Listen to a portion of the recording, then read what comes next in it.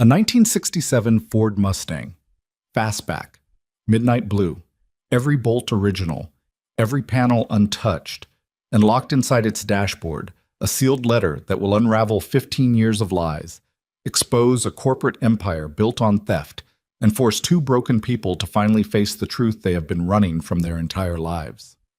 If you have ever watched someone take credit for something you built, drop a like right now and comment the city you are watching from.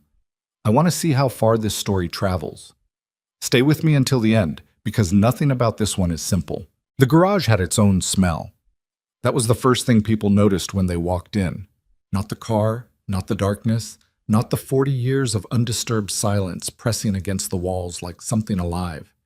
It was the smell. Motor oil that had long since dried into the concrete, rubber that had hardened and cracked in the shadows. Something metallic underneath all of it, faint but persistent, the way old iron holds the memory of heat long after the fire is gone. Vivian Sterling noticed it the same day she inherited everything. She stood at the entrance of the garage on the east side of the Sterling estate and did not go in. Not that first day. She stood at the threshold in the same black dress she had worn to her father's funeral 3 hours earlier, heels sinking slightly into the gravel path, and she looked at the shape under the canvas cover in the far corner, and she felt nothing, which surprised her, because she had been feeling everything else so loudly all morning. Grief and exhaustion, and the specific hollow pressure of having 300 employees looking at you like you are the last solid wall standing and wondering if you are going to hold. She had not gone into the garage that day. She had gone back to the main house, poured herself 2 fingers of whiskey she did not finish, and read through the 47 unread messages on her phone, most of them from the board, 2 of them from her CFO Marcus Webb, and one from a number she did not recognize that turned out to be from a man named Damian Cross, who had expressed his condolences on the loss of her father and wondered casually whether she might have time for a brief call in the coming week to discuss the company's future. She had not replied to that one either. That was 6 weeks ago. Now it was a Tuesday morning in late October, and Vivian Sterling was sitting across from her 4th restoration expert in as many weeks at a conference table inside Sterling Industries' main offices, watching the man shake his head slowly in the way that people do when they want to seem sympathetic while delivering bad news. His name was Gerald Price, and he was supposedly the best in the region. He had a firm in Scottsdale. He had restored vehicles for 3 private museums and 1 celebrity whose name he mentioned twice without prompting. He had a waiting list of 18 months, and he had made an exception to come see her because of who she was, which he had also mentioned once, but in a way that made it feel like more. The structural integrity of the body is intact, he said. I'll give it that. Your father kept the environment controlled, kept the moisture out, kept the temperature consistent. That part's remarkable, honestly. But, Vivian said. Price folded his hands. The engine seized. Has been for a long time, possibly 20 years, possibly more. The fuel system is a complete loss. The wiring, I had my guy look at the wiring. It's a nightmare. It's not just old, it's been modified. And whoever modified it did it in a way that nobody does anymore, which means sourcing the right components becomes its own project. We're talking about a complete ground-up rebuild that respects the original architecture while replacing almost everything underneath. That's what restoration means, Vivian said. That's what restoration means when the car has been maintained, Price said, and there was something in his tone that was just slightly past professional. This car has been preserved. That's different. It's been sitting in suspended animation, and what that means practically is that when you start disturbing things, you're going to find problems you didn't know were there. Every layer you pull back reveals the next one. So you're saying you can't do it? He paused. I'm saying the return on investment doesn't justify the scope of work. You're looking at, conservatively, 200 hours of labor, and that's if we don't hit complications. Part sourcing alone could take 3 months, and at the end of it you have a vehicle that can't be driven, can't be shown without significant additional certification, and whose value, while real, is, my father bought that car before I was born, Vivian said. He never sold it. He never drove it. He just kept it, for 40 years. Price was quiet. I don't care about the return on investment, she said. He nodded slowly, the way people nod when they've already made up their minds. I understand, but my firm isn't the right fit for this particular project. I can give you some names. Thank you for coming in, Vivian said and stood up. The names Price gave her were two other experts who both, in their own different ways, said the same thing. One of them was more diplomatic about it. The other one actually used the phrase sentimental project in a way that made Marcus Webb, who had been sitting in on that meeting, look quickly at the wall. Vivian drove herself back to the estate that evening, which she did not usually do. She had a car and a driver, had had one for 3 years, but she had been driving herself more lately, needing the 20 minutes of motion and the small mechanical decisions of traffic to keep her mind from going somewhere she could not afford to go while she was at the office. She parked in the main drive, walked around the side of the house, and went into the garage. She turned on the work light her father had mounted near the door, an old fluorescent tube that buzzed and took a moment to warm up, throwing pale blue-white light across the space. The garage was large enough for 3 cars, but held only one, the Mustang, still under its canvas cover in the back left corner, and around it a careful arrangement of her father's things. A rolling tool chest against the side wall, a pegboard above the bench with outlines drawn around the hanging tools, the kind her father used so he always knew exactly where each thing belonged. A wooden stool, a coffee can with a few pencils and a flathead screwdriver standing in it. She pulled the canvas cover off. The car was midnight blue.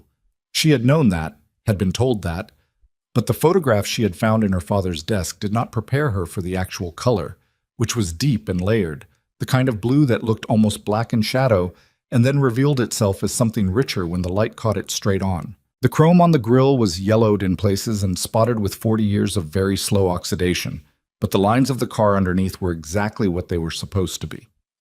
Exact. Uncompromised.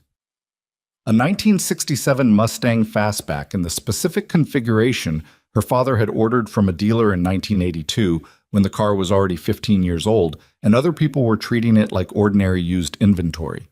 He had known what it was. He had bought it, driven it 3 times by all accounts, and then parked it here and built a controlled environment around it, and never touched it again. She had never understood that. She had asked him about it once when she was maybe 12, and he had said something about keeping things for the right time. She had accepted that the way children accept explanations that don't entirely make sense, folding it away without resolving it, and by the time she was old enough to ask better questions, the car was just part of the background of the estate. The thing in the east garage. Her father's mystery. She ran her hand along the driver's side door, felt the faint texture of the original paint under her fingers, the seam of the door panel, the cool solidity of the chrome handle. "What happened to you?" she said very quietly, to the car, and not to it. Her phone rang. She looked at the screen. Damien Cross. She let it ring 3 times, then answered. "Ms. Sterling?"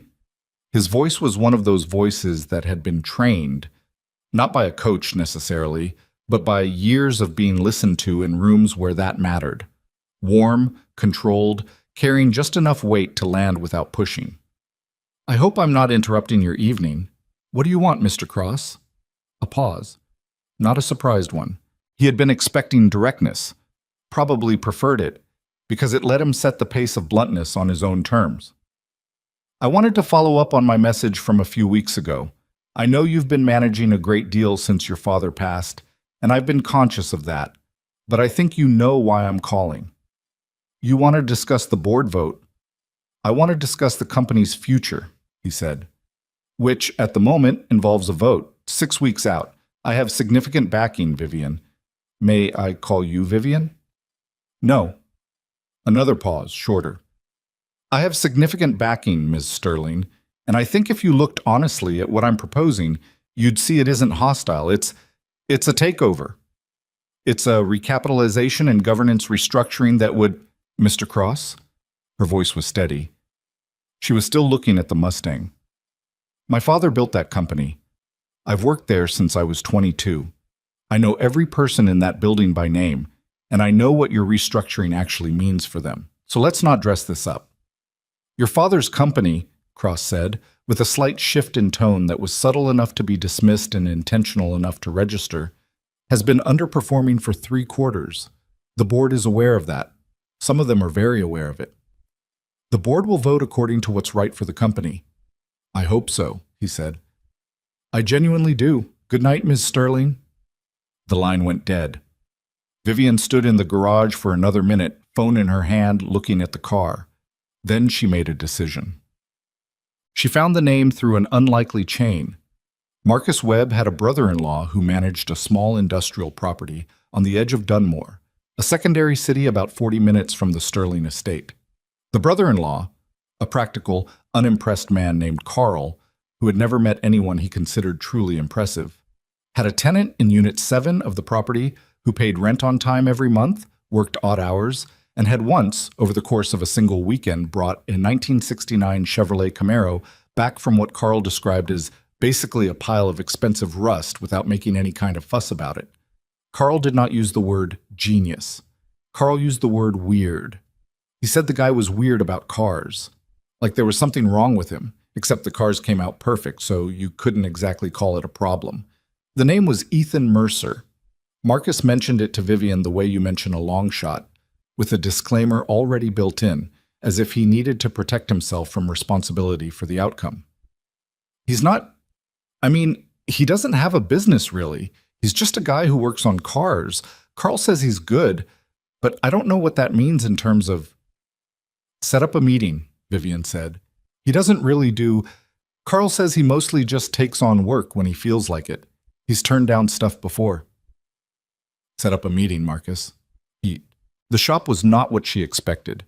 It was the right building, Unit 7, an industrial bay with a corrugated metal roll door and a small human-sized door beside it. But from the outside, it looked abandoned. There was no sign, no name on the door. The parking strip in front had one vehicle, a dark green pickup truck that was old enough to have character and clean enough to have been maintained with serious attention. She knocked on the small door, nothing for a moment. Then the sound of something being set down, and footsteps, and the door opened. Ethan Mercer was not what she expected either. She had built a picture from Carl's description. Carl had said quiet, which she had interpreted as reserved, and weird about cars, which she had interpreted as obsessive in the way of hobbyists. She had expected someone older, perhaps, or someone who looked the specific way that very good craftsmen sometimes looked, marked by the work, carrying it on their hands and in the set of their shoulders. He was 38, maybe 40, lean in the way of physical work rather than effort, with dark hair that needed cutting and grease on the side of his right hand that he had clearly just noticed and was wiping on a shop rag as he opened the door. He was not unfriendly. He was not particularly warm either. He looked at her with the attentive, quiet assessment of someone who had learned not to assume anything about anyone who showed up at his door. "Mr. Mercer," she said, "I'm Vivian Sterling. I was hoping we could talk about a car." He looked at her for a moment. Then he looked past her at the single other vehicle in the parking strip, her car, which was a current year vehicle, very clean, very unmistakably the kind of thing that came with a driver she had left at home tonight. "I know who you are," he said, not unkindly. "Come in." The inside of the shop was everything the outside was not. It was ordered in a way that had nothing to do with neatness and everything to do with logic. Every tool had a place, every surface had a purpose. Along the left wall, a Pontiac GTO in various states of disassembly sat on jack stands with its engine pulled and hanging from a chain hoist, surrounded by labeled bins of sorted components. Along the right wall, steel shelving held reference materials, actual physical books, binders, stacked manuals. In the back, a workbench with a surface that looked like it had been worked on for years and scrubbed clean after every session. "Nice GTO," Vivian said. Ethan glanced at it. "Customers." Should have been straightforward, wasn't. He pulled a second stool from under the workbench and set it down near a cleared space, then sat on the first one himself, elbows on his knees, waiting. She told him about the Mustang. She gave him the relevant facts without framing: the year, the configuration, the 40 years in the garage, the condition assessment from the 3 previous experts. She told him the engine was seized, the fuel system was gone, the wiring had been modified in an unusual way. She did not tell him about her father, not yet. She watched him while she talked, looking for the thing that the other 3 had shown, the calculation, the slow recognition of a money problem disguised as a passion project. He was not calculating. He was listening. Really listening, in the specific way of someone who was building a picture in their head from the information rather than sorting it into categories of viable and unviable. When she finished, he asked, "Who modified the wiring?" "I don't know." The experts who looked at it, did any of them say anything about the modification, whether it was original, whether it was added later? One of them mentioned it was non-standard, that it made sourcing difficult. Non-standard how? Like it was done wrong or like it was done differently? She paused.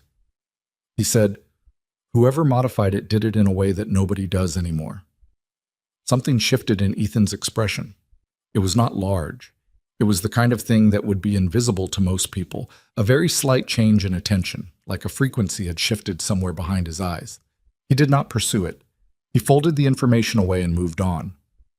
"Why did your father keep it for 40 years without driving it?" he asked. "I don't know." "Did he talk about it?" "Not really. When I was young, he said something about keeping it for the right time. He never explained what that meant." Ethan looked at the floor for a moment, then at her. "I'd have to see it. I can take you there tonight, if you want." He considered that. It was a consideration she could see clearly. He was not performing hesitation, he was actually thinking through something. "Yeah," he said finally. "All right." Bershamt.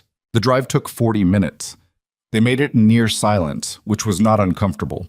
Vivian had the radio on low, something instrumental, and Ethan sat in the passenger seat looking out at the dark highway in the focused internal way of someone whose mind was already elsewhere. At the estate, she led him around the side of the house. The night was cold enough to see breath. She pushed open the garage door and turned on the fluorescent work light, and it buzzed and lit, and there was the Mustang, canvas still pulled aside from her last visit, standing in the middle of all that controlled silence in its midnight blue. Ethan stopped. He stood just inside the doorway for what felt like a long time, but was probably less than 30 seconds. He was not looking at the car the way the other experts had looked at it, appraising, calculating, searching for problems. He was looking at it the way you look at something that means something to you that you have not let yourself think about in a very long time. "Can I have a light?" he asked. Something handheld. She found a flashlight on the bench, handed it to him. He moved around to the driver's side and opened the door. It protested slightly, the hinges stiff but not seized, and crouched down to look at the interior. Ran the flashlight along the underside of the dash. Sat back on his heels. "Close the door," he said quietly. She eased the driver's door shut. He was completely still. And then, carefully, he opened the hood. The engine compartment was exactly what the previous assessors had described. Original block, seized, fuel system in visible decay, oil cap still in place after 4 decades. Ethan went over it slowly with the flashlight, following routes she could not interpret, pausing at specific points, doubling back. He leaned in close over the engine and ran his fingers along something on the firewall side, along what she recognized from one of the assessor's photographs as part of the modified wiring harness. He stayed like that for almost 2 minutes. When he straightened up, his face was different. She could not name the difference precisely. It was not excitement, not quite. It was the expression of someone standing at the entrance of something very large and very complicated that they have been told does not exist. "This is my work," he said. She blinked. "What?" "This wiring modification." He pointed to the harness running along the firewall. "The custom routing, the way it's been integrated with the original loom. I did this. Not this car, not exactly. I did this design. This is a system I developed when I was 23 years old. It's mine." The fluorescent light buzzed above them. "That's..." She stopped. Started again. "That's not possible." "I know it's not possible," Ethan said, and his voice was flat and steady in a way that told her he had already absorbed the shock of it and had moved immediately into the part of himself that needed to understand it. "And yet, how is that possible? My father bought this car in 1982. You would have been 3 years old," he said. "So he didn't buy this specific modification in 1982. Someone installed it later, after 1982, using my design." He looked at the harness again, and there was something in his eyes that was not anger yet, but had the structure of anger, the architecture of it, waiting for more information before it assembled itself fully. When did your father acquire this car? He bought it in 1982, that's all I know. When was the last time it ran? I don't know. It was already parked when I was born. My father was born in... She stopped. Did the math. He would have been in his early 30s when he put it away, maybe 32, 33. Ethan closed the hood carefully. I want to take on the restoration, he said. What's your timeline? He looked at the car. 3 weeks, maybe 4. Depends what I find. The board vote I'm dealing with is in 6 weeks. He looked at her. You want it done before the vote. My father bought this car when he was building the company from nothing. He kept it for 40 years and never sold it, even when things were difficult. I want to know why. She paused. And now you're telling me your work is in that car, so we both want the same thing. Ethan was quiet for a moment. My rate is... Name it, she said. He named it. It was lower than she expected, and she did not negotiate. One condition, he said. She waited. I work alone. I don't want people in here watching. I don't want anyone else's opinion about what I'm doing or how I'm doing it. When I need something, I'll ask for it, but I need the space to work the way I work. Done, she said. He nodded, slowly.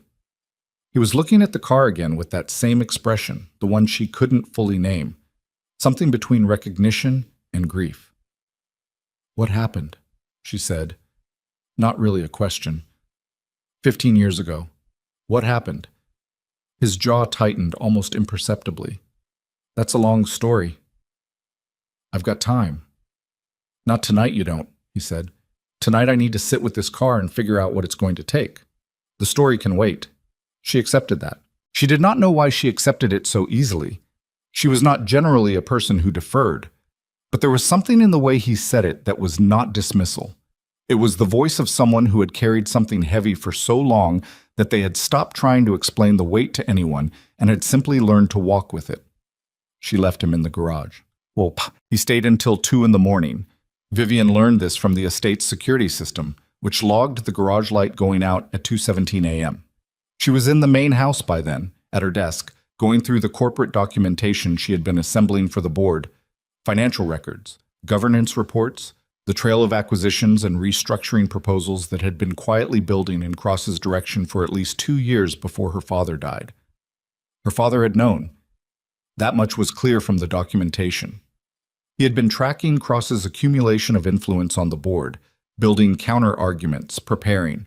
And then, at 68 years old, with no warning in any of his medical records, he had died of a cardiac event on a Wednesday morning in September, and left everything to Vivian, and left the Mustang in the garage with 40 years of silence around it.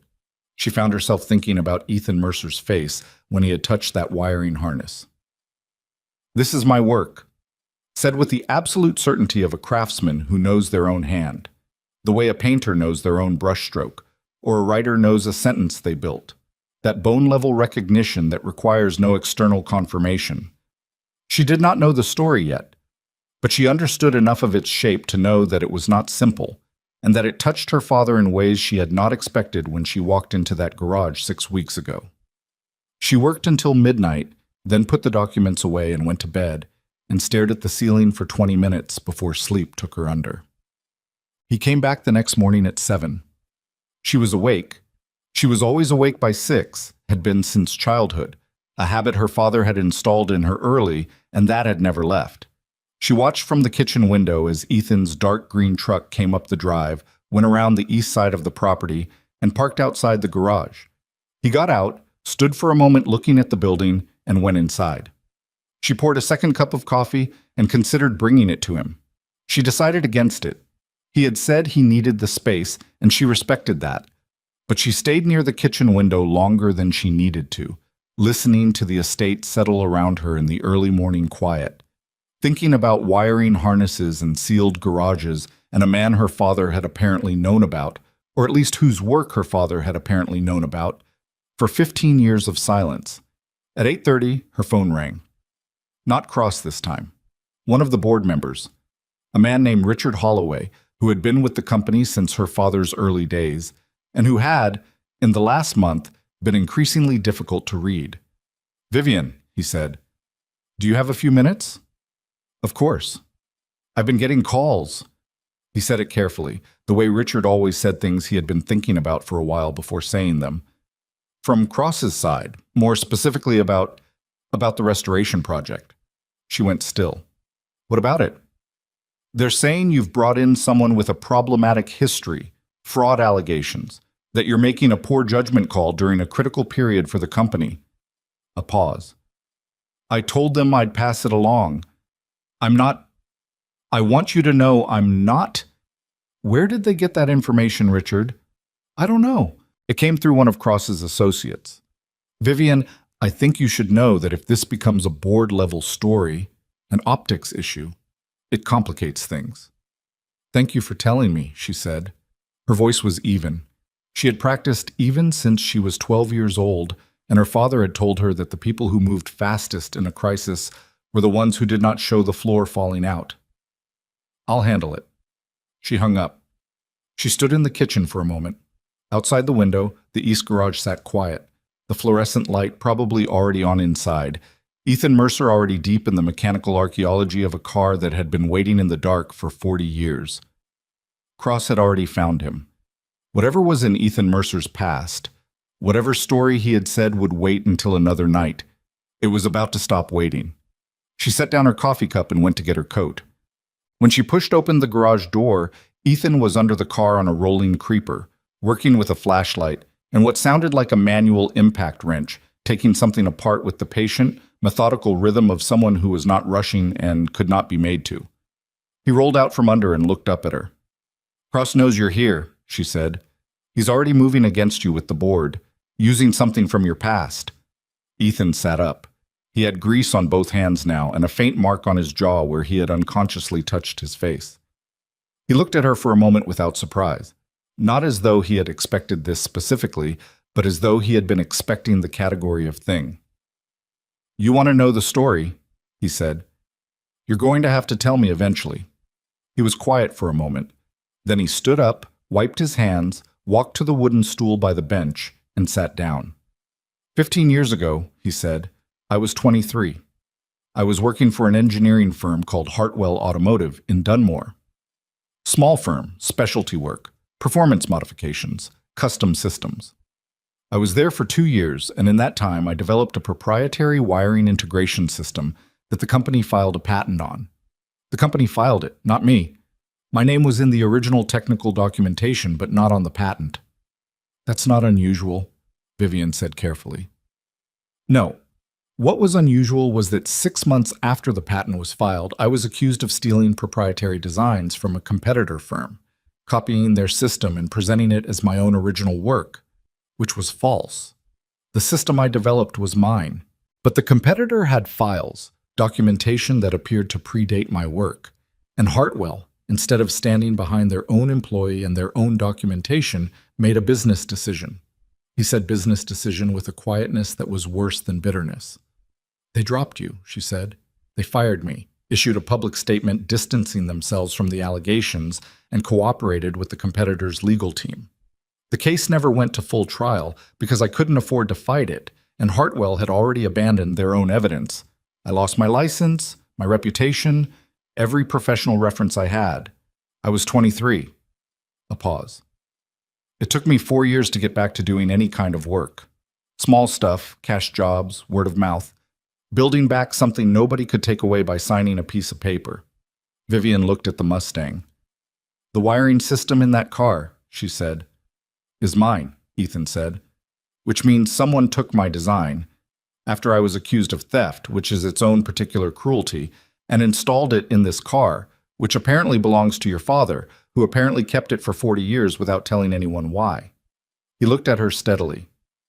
So yes, I want to restore this car, and I want to know what's inside it. She held his gaze. Whatever Cross is using from your past, she said, we're going to need to be ahead of it. I know, Ethan said. Do you want to talk about that now? He shook his head, just once. I want to work. He picked up the flashlight. You can go back to the house, Ms. Sterling. I'm not going to do anything in here that you'd want to stop. It was not dismissal. It was an assurance, offered quietly, from someone who understood that he was working in the middle of someone else's grief and someone else's home and someone else's complicated inheritance, and who was choosing to respect that rather than be consumed by his own. She nodded. She went back to the house. Behind her, through the estate's November morning, she heard the dry metallic sound of a wrench finding its seat against something that had not been moved in a very long time, and beginning, carefully, to turn. That first week, Ethan established his rhythm. He arrived at 7 before the estate's household staff began their morning routines. He worked through the day with breaks that seemed calibrated to the work, rather than to any hunger or fatigue. He would stop when a problem needed thinking, eat from whatever he had packed in a worn canvas bag, think, and return. He left between 7 and 9 in the evening, depending on where he was in a task. He never left mid-process. He never left a component exposed or unsecured. When he stopped for the night, the garage was as ordered as it had been when he arrived, with the disassembled components laid out in exactly the arrangement that would make the next morning's work efficient. Vivian walked over twice that week. Not to check on him, she had decided, consciously, to resist that impulse, but because the estate felt different with someone working in the east garage, and she kept finding herself drifting toward it. On Thursday, she brought coffee. He accepted it without making a significant thing of it, which she appreciated. "How bad is it?" she asked, nodding at the engine, which he had begun to address in careful increments. "The seizure's a standard problem," he said. "Penetrating oil, patience, the right sequence of force. The block itself is sound. The actual machine surfaces have been protected well. Your father oiled it regularly, which is the only reason any of this is worth attempting." He paused. "The fuel system I'll have to build essentially from scratch, but that's sourcing, not craft. The wiring," a pause, "that I'm still working through." "Your system. What's left of it," he said. "Some of it's been modified. Not well. Someone who understood the principles but not the application made changes, patched things rather than rebuilding them correctly. It's actually going to be more work than a standard installation would be because I have to figure out what they changed and why and whether to restore what I did or integrate what they did and make it work." "What does that tell you?" He looked at her. "It tells me whoever installed it had access to the original design, probably the technical documentation, but didn't fully understand it, which is a specific kind of access." She let that sit.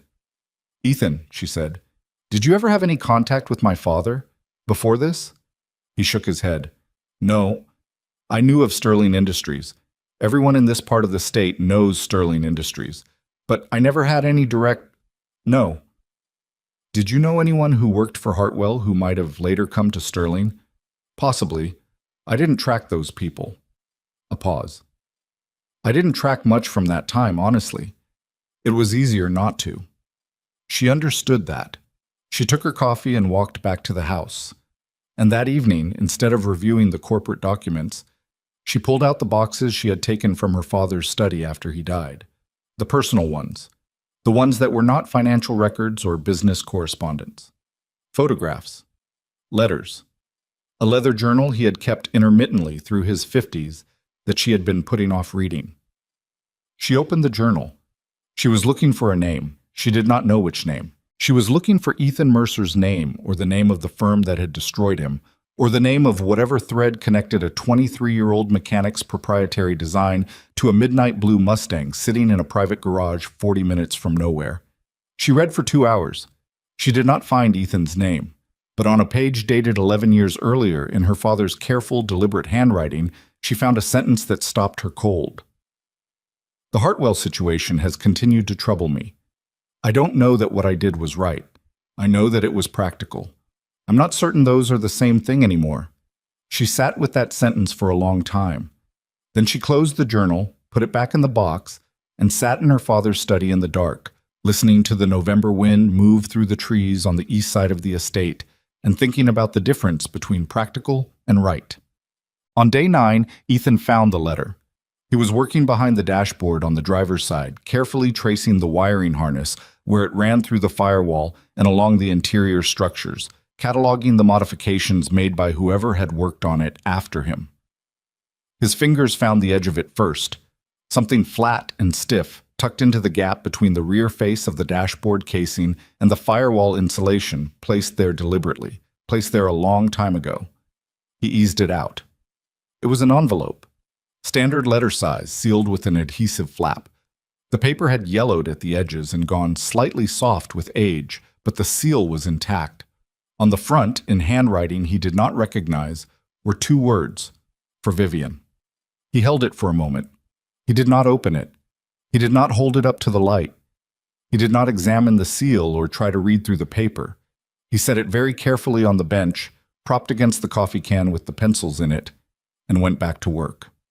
When Vivian arrived that evening, she had fallen into a loose habit of checking in at the end of the day, something neither of them had formally acknowledged or discussed. Ethan was cleaning his hands at the small sink mounted near the roll door. "There's something on the bench," he said without turning around. "Found it behind the dash." She saw it immediately, walked to the bench, picked it up. Saw her name. She recognized the handwriting instantly, the specific way her father made the capital Vi, the slight backward lean of his letters. She had grown up reading notes in this handwriting, birthday cards, brief instructions left on the kitchen counter when he had to travel, the handwriting of someone who had written to her all her life. "How long has this been here?" she asked. Her voice came out different than she intended. "Hard to say exactly. Long time. The paper's aged consistently with the rest of the interior." He turned around, dried his hands. His voice was careful. "I didn't open it." "I know you didn't," she said. She stood there holding the envelope. "Take it inside," Ethan said quietly. That's between you and your father. You don't have to read it in here." She looked up at him. She nodded. She took the letter and walked out of the garage and across the dark estate to the main house, and Ethan listened to the crunch of her footsteps on the gravel until they faded, and then he stood in the humming fluorescent light alone with the midnight blue Mustang and everything it was still keeping to itself. And he put his hands back on the work, because the work was the only honest thing he knew how to do. Outside, the November night had closed in around the estate, cold and clear, and somewhere in the main house a light came on in the study window and stayed on for a very long time. The letter sat on her father's desk unopened for 2 hours. Vivian was not avoiding it exactly. She told herself she was not avoiding it. She made tea she did not drink, answered 3 emails she had been putting off, and stood at the study window for a while watching the light in the east garage. Still on, which meant Ethan was still working, which was something she had begun to find steadying in a way she could not fully explain. Then she sat down at the desk in her father's chair and picked up the envelope. The paper was soft at the edges, the way old paper gets. Not brittle, but slightly pliable, broken in by time. She turned it over. The seal was intact. Her father's handwriting on the front, for Vivian, looked exactly like every other thing he had ever written to her, and that familiarity hit her somewhere behind the sternum in a way she had not anticipated. She opened it. The letter was 2 pages. Her father's handwriting, deliberate and slightly cramped the way it got when he was writing something he had thought about for a long time. No date. She noticed that immediately. There was no date, which told her he had written it more than once, or had been writing it in pieces, and had made a final decision to put it where it would be found without committing to a specific moment of disclosure. She read it once quickly. Then she went back to the beginning and read it again slowly. When she was done, she folded it carefully along its original creases, slid it back into the envelope, and set it on the desk in front of her. Outside, the garage light was still on. She could see it from where she was sitting. She sat with what she had read for a long time, the way you sit with something that rearranges the furniture of your understanding, not shattering it, not destroying it, but shifting the weight and the position of things you had considered fixed, and having to wait for the new configuration to settle before you could move around in the space again. Her father had known. Not everything, not the full depth of it, but he had known enough. Enough to make the decision he made, and enough to spend 11 years afterward wondering whether that decision had been right. The journal entry she had found earlier was not a moment of abstract moral reflection. It was a man accounting for a specific individual harm that he had been part of, and finding himself unable to fully justify it to himself even a decade later. The Mustang had not been kept as sentiment. It had been kept as a debt. She looked at the envelope on the desk. I don't know what to do with this, she said quietly, to the room, to her father's things, to nothing in particular. Then she went to bed, because there was nothing else to do with it tonight, and because tomorrow was going to require her to be functional. She told Ethan in this morning. Not everything. Not the specific contents of the letter. Those were still settling, still sorting themselves out into something she could speak without her voice betraying her. But enough. The essential truth, delivered to him while he was sitting on the stool with a cup of her coffee before he had started the day's work. My father knew about what happened to you at Hartwell, she said. He was peripherally connected to it. He didn't cause it, but he had information that could have helped you, and he made a decision not to use it. Ethan was very still. What kind of information? He asked. His voice was even, carefully even. The competitor firm that accused you, Belcor Engineering, had a prior relationship with Sterling Industries. My father had done some early-stage contracting work with them years before your situation. He had documentation from that relationship that included some of their technical development records. Ethan looked at the floor. Those records, Vivian continued, apparently showed that Belcor's so-called proprietary system, the one they claimed you stole, had significant overlap with earlier work that predated their own filing. My father recognized that when the Hartwell situation became public. He understood what it meant for your case. A long silence. He didn't come forward, Ethan said. No. Why? It was not quite a question. It was the particular flat voice of someone who already knows the answer and needs to hear it said out loud anyway, to close the gap between what they suspected and what was true. At the time, his relationship with Belcor was still financially active, Vivian said. They had an ongoing contract. If he'd used those records in your defense, it would have ended the contract, possibly triggered legal retaliation from Belcor. The company was in a difficult growth phase. He made a calculation. Ethan did not say anything. He wrote in his journal about it, Vivian said, more than once over the years, and he wrote the letter and put it in the car. I think restoring the Mustang was his way of trying to make it possible for the truth to come out after he was gone without having to face it directly while he was alive. She heard herself say that and felt the complicated weight of it, the love she had for her father and the specific disappointment of this, the two things existing simultaneously and neither one canceling out the other. Ethan had his hands flat on his knees. He was looking at a point on the garage floor between his feet. 15 years, he said. Yes. I was 23. He said it not as self-pity, just as information, the factual inventory of what had been taken. I spent 4 years after that doing cash work and trying not to think about what I could have been doing. There are things I built in those years, designs I worked out, that I never showed anyone because I didn't trust the process anymore. Didn't trust that something I created wouldn't get taken and used against me. A pause. That's 15 years of you build differently when you don't trust the environment, more carefully, more alone. The work is still good, but it costs you something it shouldn't have to. I know, Vivian said. I'm sorry. You don't have to apologize for him. I know I don't. I'm doing it anyway. He looked up at her then. Something crossed his face that was not forgiveness. It was too early and too complicated for forgiveness. But it was acknowledgement, recognition of her as separate from what her father had done, as someone choosing to stand in it honestly rather than manage it from a distance. What's in the letter? He asked, specifically. He describes what he had, where the original Belcor documentation is. It's in a physical archive at the Sterling offices. He kept hard copies of everything from that era, apparently. He also writes about his understanding of what your design was and how it ended up in the car. She paused. He purchased the technical documentation for your wiring system from someone at Hartwell about a year after you were terminated. He says in the letter he doesn't know if that person had any right to sell it, and that he understood even then that it was ethically questionable. He had it installed in the Mustang by an independent technician. He doesn't say why he wanted your specific design in this specific car. He says it was the right system for the car, and he wanted to preserve it somewhere. Ethan absorbed this slowly. He preserved my work, he said, in a car he never drove. Yes. While the people who stole my reputation were still out there running a business. Yes. He stood up, not abruptly, carefully, the way of someone who needs to move in order to think.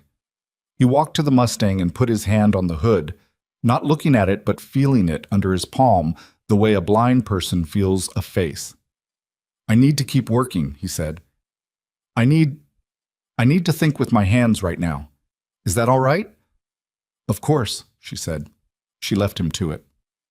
What she had not told him yet, what she was still working out how to tell him, was the second thing in the letter. The practical thing. The thing her father had written with the methodical clarity that distinguished his practical thinking from his moral thinking. He had named names. Not just Belcour. Not just the technical documents in the Sterling archive. He had named the specific individual at Hartwell Automotive who had arranged the false documentation against Ethan. A senior manager named Paul Regan, who had been, according to her father's letter, under financial pressure from Belcour at the time and had cooperated with their legal strategy in exchange for consulting work he desperately needed. Her father had known this because Regan had come to him 2 years after Ethan's case collapsed, looking for a reference, and in the course of that conversation had said enough, carefully, obliquely, but enough, that her father had been able to piece together what had actually happened. He had written it down, dated it, signed it. It was, Vivian recognized, a confession of inaction rather than an act of courage. But it was also, 15 years late, everything Ethan would need to reopen the question of his professional license and his reputation. She needed a lawyer to confirm that. She needed to pull the archive. And she needed to do both of those things quietly, without letting Cross's network catch wind of it, because she did not yet know how Damian Cross connected to any of this, or whether he did. But his speed in moving against Ethan the moment she brought him in suggested a connection she could not yet map. She called Marcus Webb from the car. I need something from the archive, she said. Old contracts, early era, pre-2000. Everything related to a company called Belcour Engineering. Marcus was quiet for a moment. Belcour? That goes back pretty far. I don't know if those are digitized. They won't be. My father kept hard copies of everything from that era. Physical archive, sub-level storage. Okay. What are we looking for specifically? Technical development records. Correspondence. Anything from their contracting relationship with Sterling. She paused. And Marcus, I need this done quietly. Don't tell anyone you're pulling these. Another pause. Longer. Vivian, should I be worried? Not about us. I'll explain when I see you. Can you have them by Thursday? I'll try. Thursday, Marcus. Thursday, he said. On day 11, Ethan began the process of freeing the engine. He had spent the first 10 days on everything that could be addressed without confronting the seized block directly, working systematically through the accessible systems, cataloging what existed, replacing what was clearly beyond saving, building an honest picture of what the car was. Now he had done enough that the path forward on every other system was clear, and the engine remained. He had treated it with penetrating oil for 3 days, working it in at every accessible point, letting it soak, and then repeating the application. He had studied the specific failure, the way the metal had bonded at the ringland after 4 decades of static loading and oxidation, and had thought through the sequence of forces that would give him the best chance of freeing it without damage to the bores. The first morning he worked on it, nothing moved. The second morning, he felt the very first infinitesimal give in the resistance, a shift so slight it would have meant nothing to someone who had not been in exact conversation with that block for 3 days. To Ethan, it meant everything. Okay, he said to the engine in the specific way of a person who talks to the work they do. Okay, there you are. He worked for 4 hours that morning with total concentration, applying force in specific increments, backing off, reapplying penetrant, waiting. There was no drama in it. It was quiet and deliberate and completely unglamorous. A man in a wrench and an engine that had been still for 40 years, having a slow, careful negotiation about what was possible. Around noon he stopped, stood up, stretched his back, and ate his lunch on the wooden stool. He was looking at the car while he ate, running the next sequence through his mind. Vivian came in at 1 o'clock with a folder. I pulled the Belcour archive, she said. Marcus had it by this morning. I've been going through it. Ethan looked up. She sat down on the work stool near the bench. She had started using it without comment, and he had stopped noticing it as a choice and started registering it as simply where she sat when she came in. She opened the folder. The original contract between Sterling and Belcour runs from 1994 to 1997. During that period, Sterling was contracted to provide systems integration consulting for a series of Belcour vehicle modification projects. She flipped a page. Included in the technical exchange as part of that contract is something labeled EMI 7 wiring architecture documentation, dated March 1996. Ethan went still. That's my system, he said. That designation, EMI 7. That's what I called it internally. Not officially, just my working name for it. The documentation in the Belcour contract is labeled with that name, which means either Belcour had it before you developed it, which is what they claimed, or they got it from Sterling, Ethan said, who got it from Hartwell, after I was fired. He sat very still. Vivian, what year is the Belcour documentation dated? She looked at the page. March 1996. I developed EMI 7 in late 1996. I was 23. I didn't even have the design concept in 1996. He said it quietly, not triumphantly. That document can't contain my system design.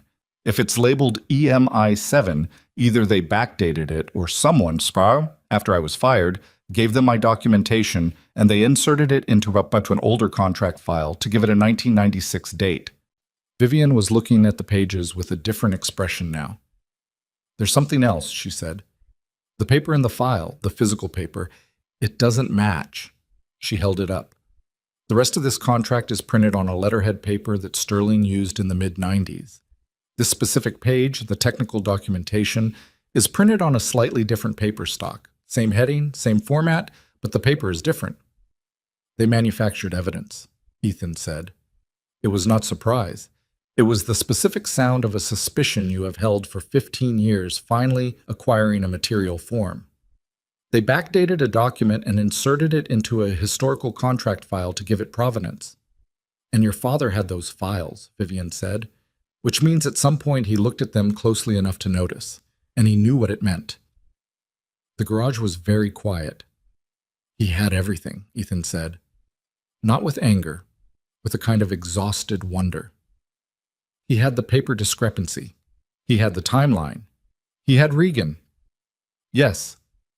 Ethan stood up and walked to the window near the roll door, a small, high window that looked out over the eastern property. He stood there with his back to her.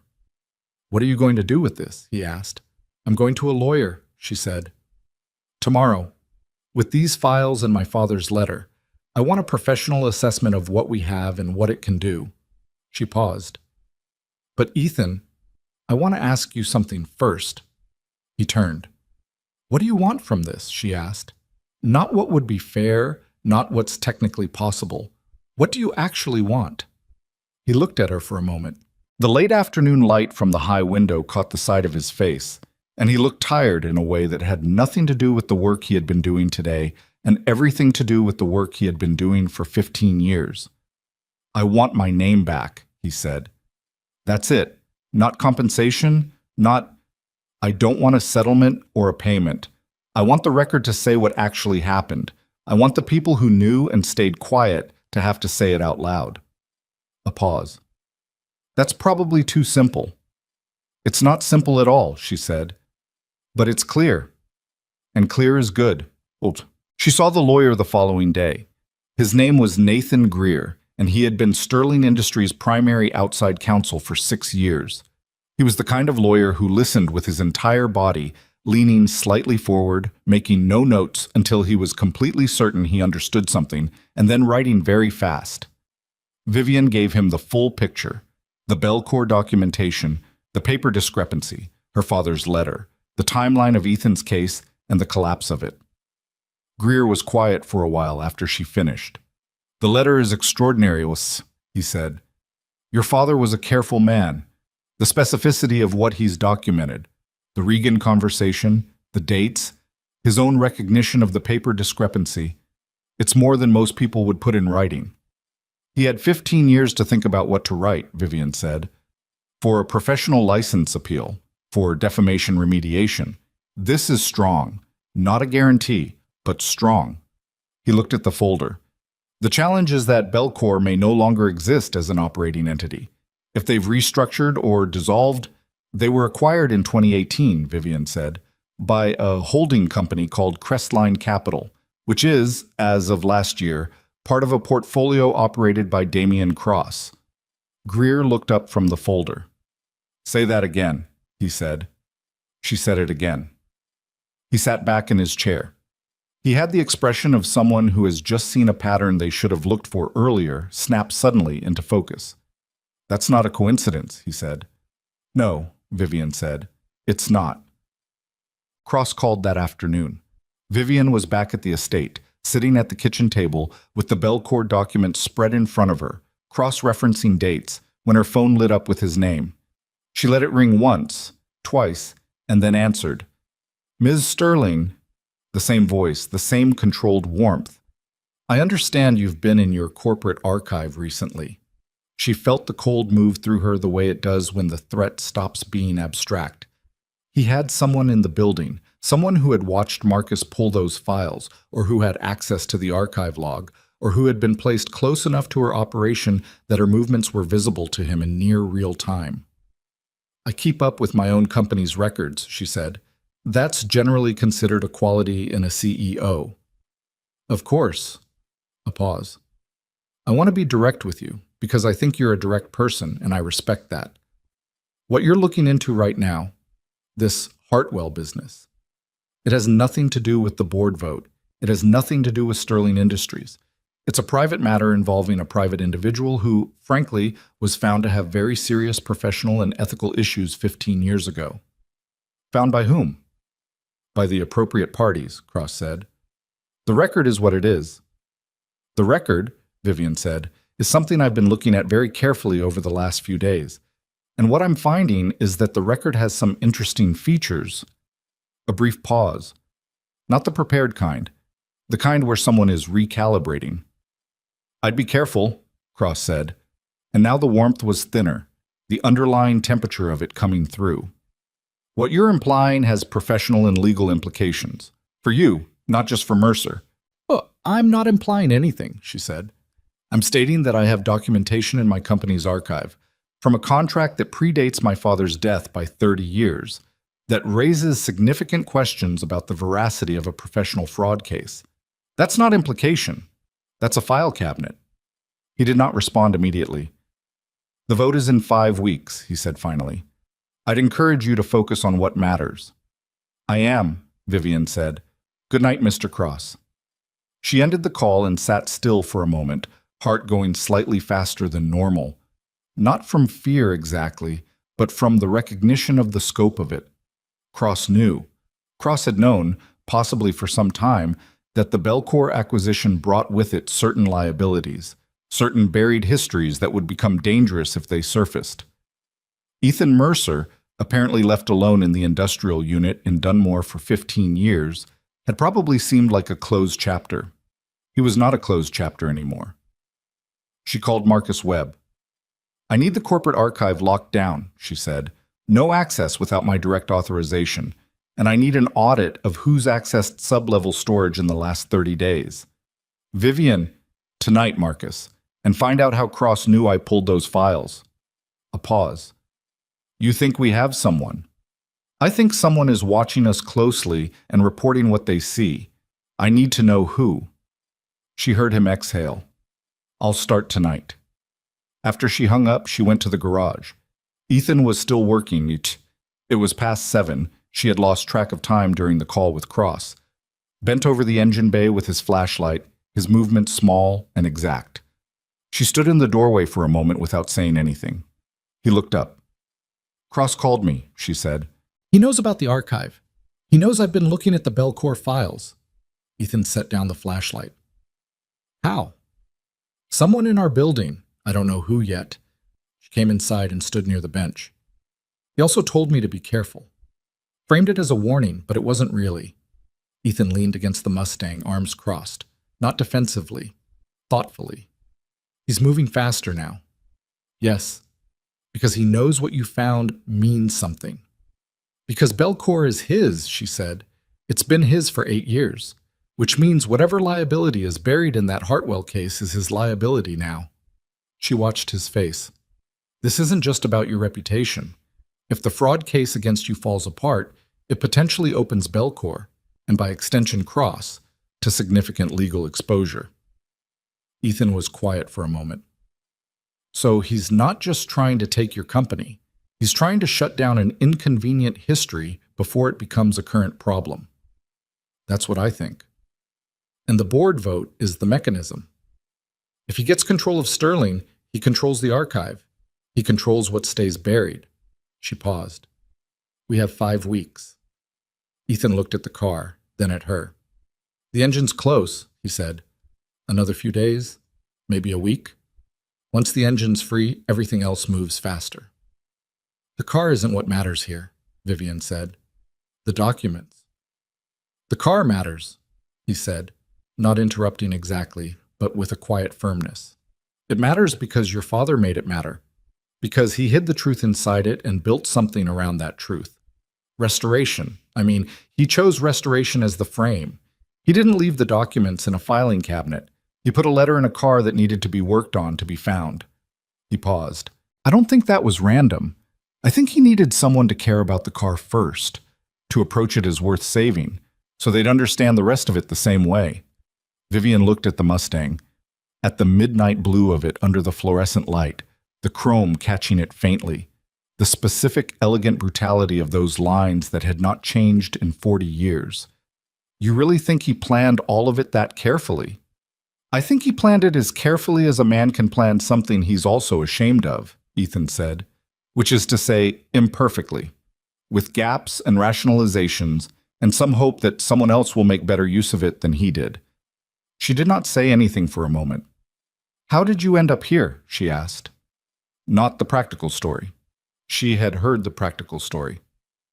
After everything, how did you end up in that shop in Dunmore, just working on cars, alone, for 15 years? He thought about it. Because it was the only thing I trusted, he said. People will sign documents that say a thing is false. People will make calculations. But metal is metal. If you understand a system, a real system, the physics of it, the engineering, you can't be talked out of it by someone with a lawyer. The engine either runs or it doesn't. The wiring either carries the load or it doesn't. I couldn't be discredited for knowing how a thing works, so I stayed where I knew things. She nodded slowly. And now someone is using the thing you trusted to come after you again, she said. He looked at her steadily. They've been coming after me for 15 years. Most of it was just inertia. Nobody specifically, just the record sitting there doing its damage quietly. He uncrossed his arms.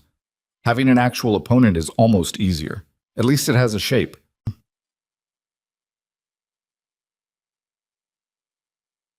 The next morning, Vivian received the archive audit from Marcus, the most recent unauthorized access. Someone using a maintenance credential that should not have had access to sub-level storage had occurred 4 days earlier.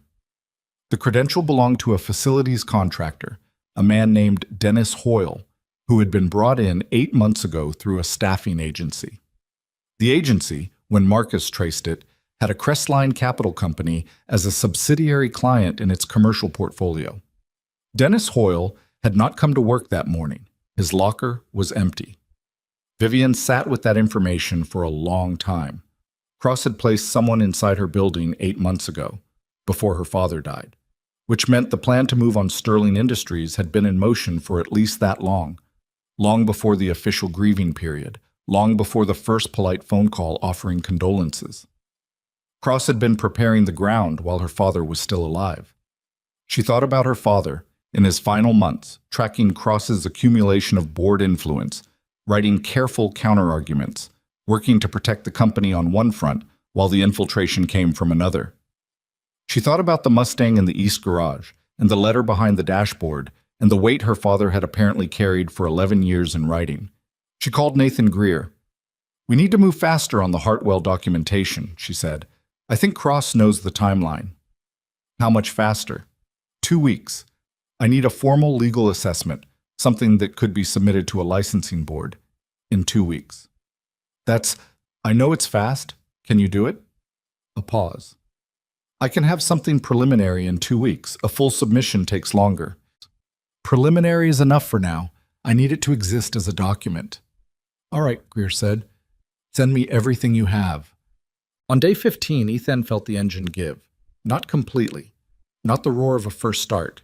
Nothing like that. Just the first genuine release of the seizure, the rings separating from the bore wall along one cylinder with a sensation under his hands that he would later struggle to describe to anyone who had not felt it themselves. Like something inhaling for the first time. Like a joint unlocking. He stopped. Sat back. Breathed. He did not celebrate exactly. He did not make a sound. He sat there with his hand on the top of the engine block and felt the specific relief of being on the right side of the longest, most uncertain part of the work. There you are, he said again, very quietly. Then he picked up the penetrant, applied it to the next cylinder, and kept going. Vivian found him when she brought lunch over. She had started doing this quietly, without making it into anything, just appearing at noon with food and then sitting on her stool. And the expression on his face when he looked up at her was different from what she had seen before. Not happy, exactly, but free of something it had been carrying. The engine's releasing, he said. She looked at the Mustang and then at him. How much longer? 3 days, maybe 4, before I can start thinking about the rebuild sequence. Then, I need to source a few specific components. It won't be fast. We have time, she said. Then, Marcus found out how Cross was watching us. Planted contractor, 8 months ago. He's gone now. Ethan took the container of food she offered without looking at it. Cross planned this before your father died. Yes. He knew about the Belcor liability for at least that long. He must have. When he acquired Belcor in 2018, his due diligence team would have found the Hartwell case, would have flagged it as a buried liability. He's been managing against it ever since. She sat down. Which means he's had 8 months to prepare, maybe longer. And we've had, 2 weeks? 2 weeks? She said. And a mechanic, and a letter, and a filing cabinet. Something almost like a smile crossed his face. Not quite, but close. The board vote is in 4 weeks, he said. 4 weeks and 3 days. He looked at the car. I can have the engine running in 12 to 15 days, maybe less. My father's letter, she said. He wrote in it that he wanted the car to run again before... He said he wanted it to run again, like that mattered to him, specifically.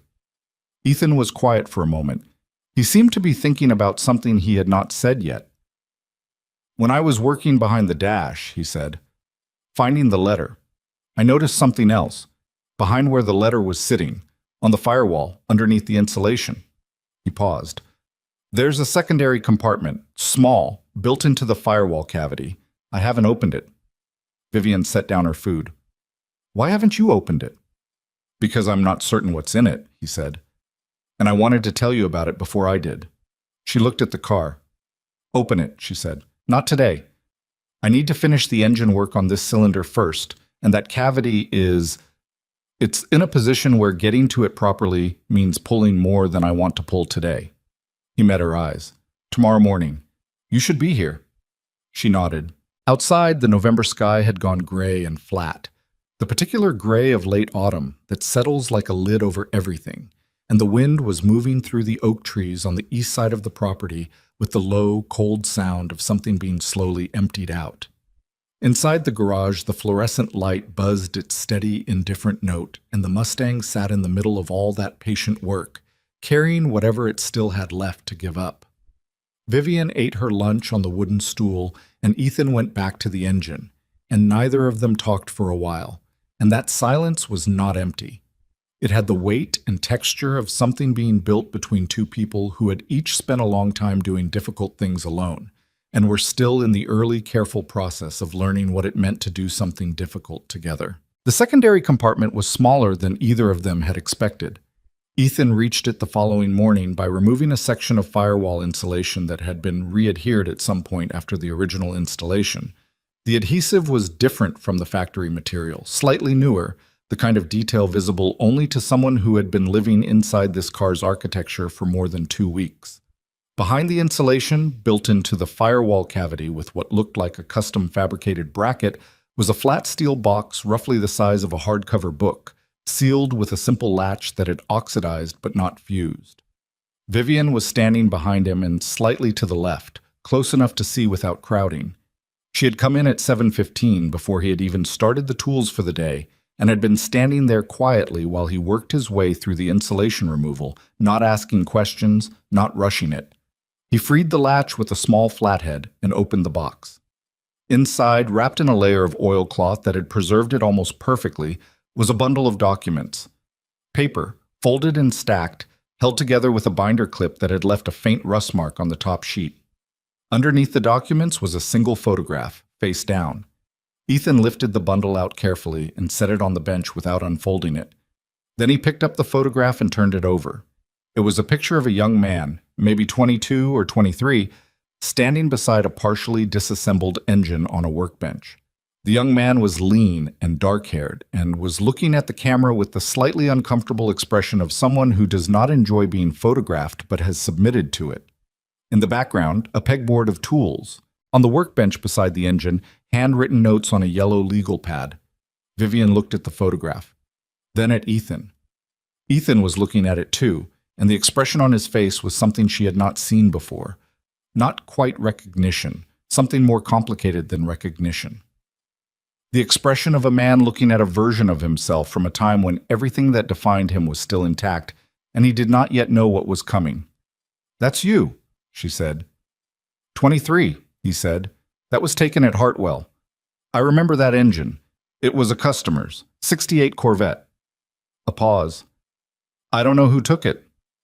"My father had it," Vivian said, "in a sealed box inside a car you restored indirectly." Ethan set the photograph face up on the bench beside the document bundle. He looked at it for a moment longer, then looked away toward the Mustang. "Open the documents," Vivian said quietly. He unfolded the top sheet. But it took them 40 minutes to go through everything. The documents were a mix of technical pages and written correspondence, and together they told a story with a clarity that neither of them had quite anticipated, even knowing as much as they already did. There were 3 pages of handwritten engineering notes in Ethan's own hand.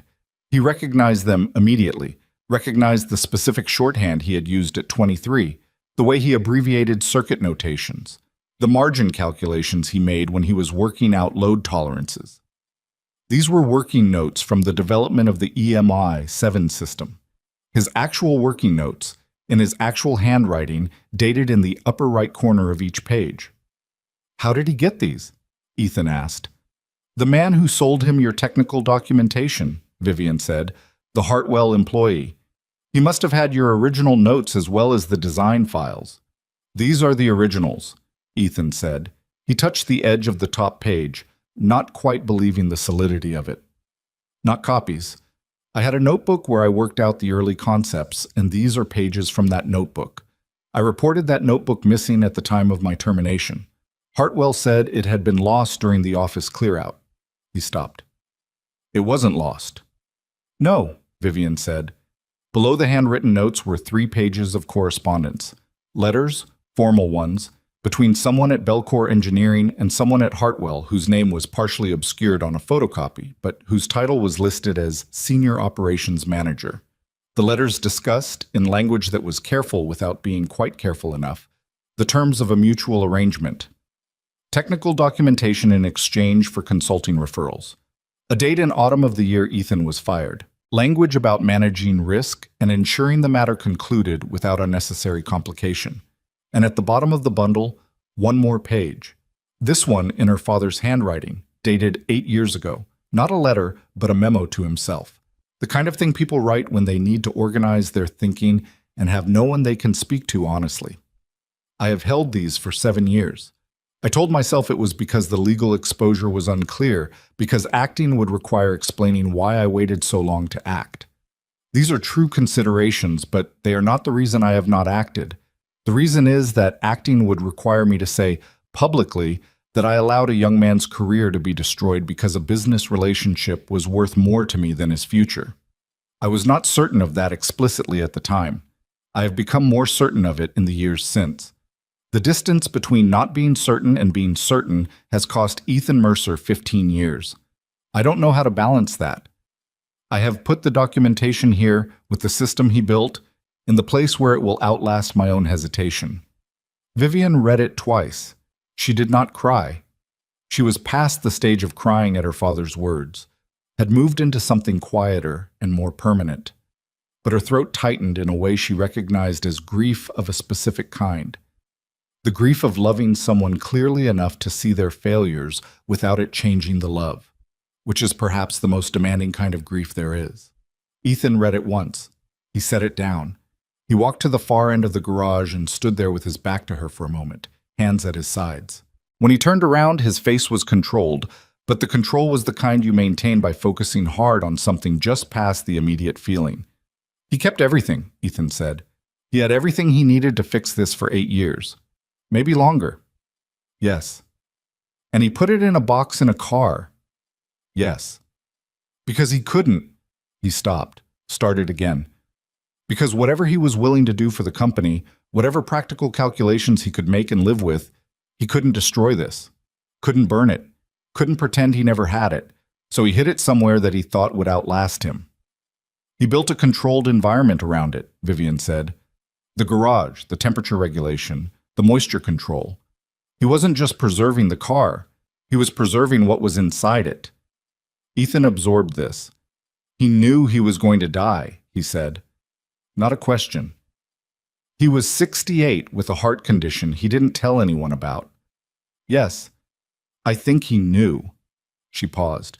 And he knew that if I inherited the company, I would eventually come for the car.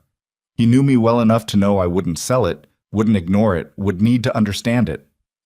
He bet everything on you being the kind of person who would see the work through. Apparently, Ethan looked at the photograph of himself on the bench, the young man standing beside a Corvette engine, unaware. Nathan Greer, he said, your lawyer. I'll call him this morning. With these documents, the preliminary assessment he was building becomes something much more substantial. She was already thinking through it, the same way she thought through corporate problems, sequentially identifying the critical path.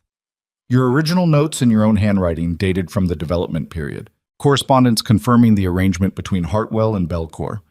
Your father's memo identifying himself as a knowing party to the suppression. She paused. Ethan, this is... Don't tell me it's enough, he said. Not harshly, just with the specific caution of someone who has had floors drop out from under them before. Not yet. Tell me after Greer looks at it. Fair enough, she said. She called Greer from the garage, stepping to the doorway for the call, while Ethan began carefully to re-examine the document bundle. She gave Greer the outline in 15 minutes flat. No editorial commentary, just the material facts in the order of their legal relevance. When she was done, Greer was quiet for a moment. Bring me the originals today, he said. I'll be there at noon. She left him with the Mustang. The rest of that day, Ethan worked on the engine with a focus that was different from the previous days. Not more urgent exactly, but with a quality of intention behind it that had shifted. The documents changed something for him, or clarified something, in a way he had not expected and would have been hard-pressed to explain. He had known the truth for 15 years. He had always known. But there's a difference between knowing a thing and holding it in your hands, between carrying a version of events in your memory and having the physical record of it on a workbench in front of you. The documents made it real in a new way, not more painful. The pain of it was old and settled, like a healed break that still registers in cold weather. But more concrete, more actionable. The difference between a wrong you believe occurred and a wrong you can prove occurred is the difference between a grievance and a case, and having a case, after 15 years of having nothing but a grievance, was disorienting in ways he had not prepared for. He worked through the afternoon with the engine's third and fourth cylinders, and by 4 o'clock he had freed all but the sixth, which was being stubborn in the specific individual way that engines sometimes are. the mechanical equivalent of a person who needs more time than the others to be convinced. He applied penetrant to the six-cylinder and gave it the rest of the day.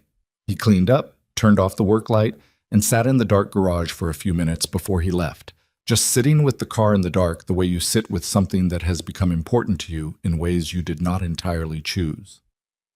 Cross made his next move 2 days later.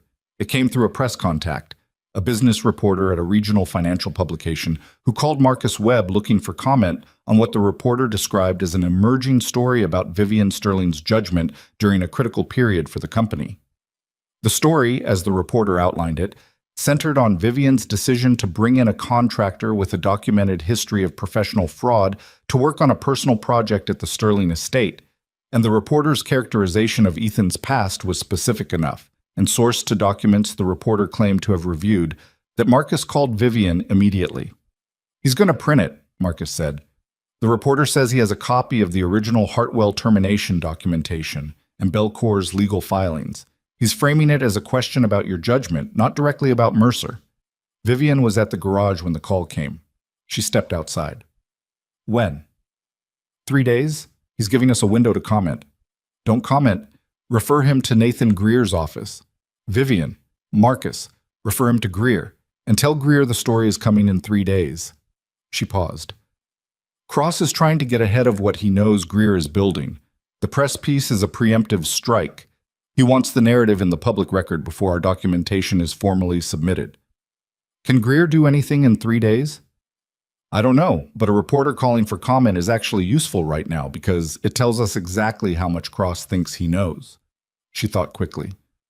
"Don't fight the story directly. Let Greer draft a statement that acknowledges the restoration project and notes that new documentation relating to the original Hartwell case has recently come to light and is currently under legal review. Don't say more than that. Let him sit with the fact that we have something he doesn't know the extent of." Marcus exhaled.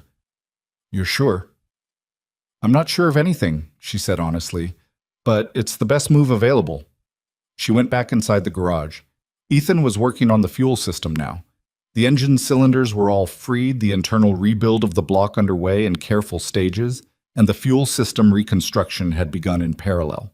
He was measuring a section of fuel line against a diagram he had sourced from a period-correct technical manual, and he did not look up immediately when she came in. "Cross is trying to go public with your history," she said. "Reporter, 3 days." He looked up. He was not surprised. He had, she had noticed, a very low threshold for surprise when it came to people behaving badly. He simply factored it in quickly and moved on. "What's the angle?" "My judgment, using you as the vehicle." She sat on the stool. "Greer is drafting a statement acknowledging that new documentation has come to light. We don't specify what. We just establish that there's a counter-narrative under legal review." Ethan thought about this. "That'll make Cross move faster." "Yes. That's partially the point. Pressure accelerates mistakes. It accelerates other things too."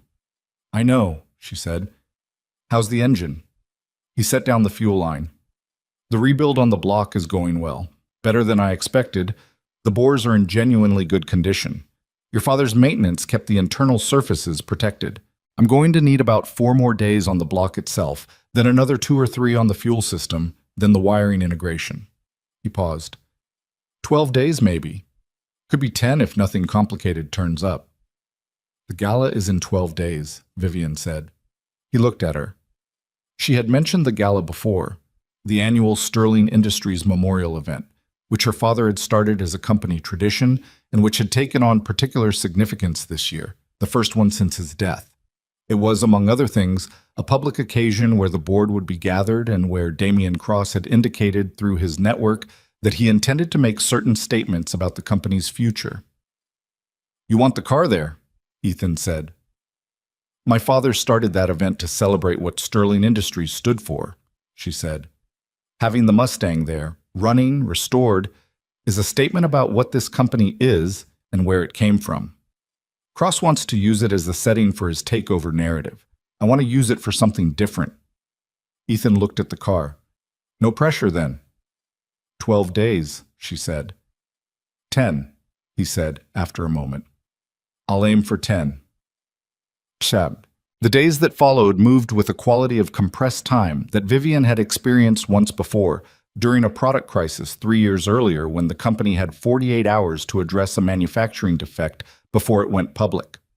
That particular pressure, the kind that does not spike and drop, but maintains a constant elevated register, changes the texture of everything.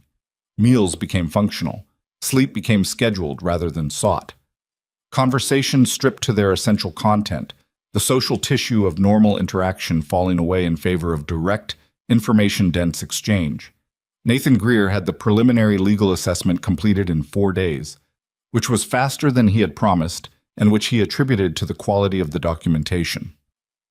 The assessment ran to 14 pages and concluded in Greer's careful legal language that the materials provided constituted credible and substantial grounds for a formal challenge to the original findings of the Hartwell case, including specific evidentiary basis for claims of professional defamation, evidence tampering, and tortious interference. He had sent a copy to the licensing board that oversaw automotive engineering credentials in the state, with a formal request for expedited review given the time-sensitive nature of associated proceedings. The licensing board's acknowledgement came back within 24 hours, faster than Greer had expected, which suggested, he told Vivian quietly, that someone on their side knew someone on that board, or that the case was compelling enough on its face to warrant immediate attention. Probably both, he admitted. Cross's press piece ran on day 3 as predicted. It was not as damaging as Vivian had feared. The reporter, to his credit, had included Greer's statement, and the acknowledgement of new documentation under legal review had given the piece a more equivocal tone than Cross had likely intended. Several board members called Vivian after it published. Richard Holloway called twice. She spoke to each of them calmly, acknowledged the story without elaborating, and told them she would have more information shortly. She did not tell them what the information was. She needed the board engaged but not reactive, informed enough to stay patient, and not informed enough to make premature moves. Damian Cross sent no further calls. That absence was louder than his calls had been. On day 8 of the 10-day push, something went wrong with the fuel system. Ethan had been rebuilding the fuel delivery architecture from the pump through to the carburetor, using a combination of period-correct replacement components he had sourced through 3 different specialty suppliers and 2 custom-fabricated pieces he had made himself on a small metal lathe he brought in from his own shop. The work had been going cleanly, which should have made him more careful. He knew from long experience that clean stretches in complex restorations have a way of ending. The fitting at the fuel pump inlet, a component he had sourced from a supplier in Ohio as an exact spec replacement, turned out not to be exact. The dimensional tolerance was off by enough that under pressure, it would leak. He discovered this during a pressure test late on day 8, a small but unambiguous seep at the joint that told him the fitting was wrong. He sat back and looked at it for a moment. Then he called the supplier, got a voicemail, left a message that was more controlled than he felt. Then he called a second supplier he had used for years, a man named Douglas Finch, who operated out of a shop in the city and who had the specific quality of knowing every obscure automotive parts network in the continental U.S., and who answered on the second ring. "I need a fuel pump inlet fitting," Ethan said, and gave him the specifications. "Period correct. Dimensional spec matters more than visual, and I need it overnight." Douglas made a sound that was not quite a yes and not quite a question. "What's the car?" "67 Mustang Fastback. It's important." "They're all important when someone calls me at 9 at night wanting overnight shipping." "Doug?" "I'll find it," Douglas said. "Might be morning, might be afternoon. I'll find it." It arrived the following morning at 11:15. Ethan installed it, ran the pressure test again, and watched the joint hold perfectly clean without a trace of seepage. He exhaled, picked up the next component. Vivian spent day 9 at the Sterling offices. She had been dividing her time between the estate and the office throughout the restoration, maintaining the full weight of the corporate work, the board preparation, the cross-counter strategy, the ongoing business operations that did not stop because a hostile investor was circling. On day 9, she sat in her office from 7 in the morning until 9 at night, going through the financial records she and Marcus had been assembling. Not the Belcourt documents, those were in Greer's hands now, but the corporate governance records, the voting share history, the pattern of Cross's board influence accumulation that her father had begun tracking and she had continued. What she found, what she had been finding in pieces over several weeks, but which assembled itself into a complete picture on day 9, was a documented pattern of conflicts of interest in how Cross had acquired his board influence. 3 of the 5 board members who were committed to voting in his direction had financial relationships with Crestline Capital's subsidiaries that had not been disclosed at the time their board positions were confirmed or renewed. Not necessarily illegal in every case, but all of them violations of the governance disclosure requirements that Sterling Industries had maintained for 20 years. It was not the same as the Belcour documentation. It was not a smoking gun of the kind that Greer had built for Ethan's case, but it was a pattern documented in filings and financial records that raised direct questions about the integrity of Cross's board majority. If those relationships were disclosed and the affected board members recused from the vote, Cross did not have the numbers. She called Greer. "I need you to look at something else," she said. She sent him the governance records. He called back at midnight. "This is different from the Hartwell material," he said. "This is corporate law, not tort.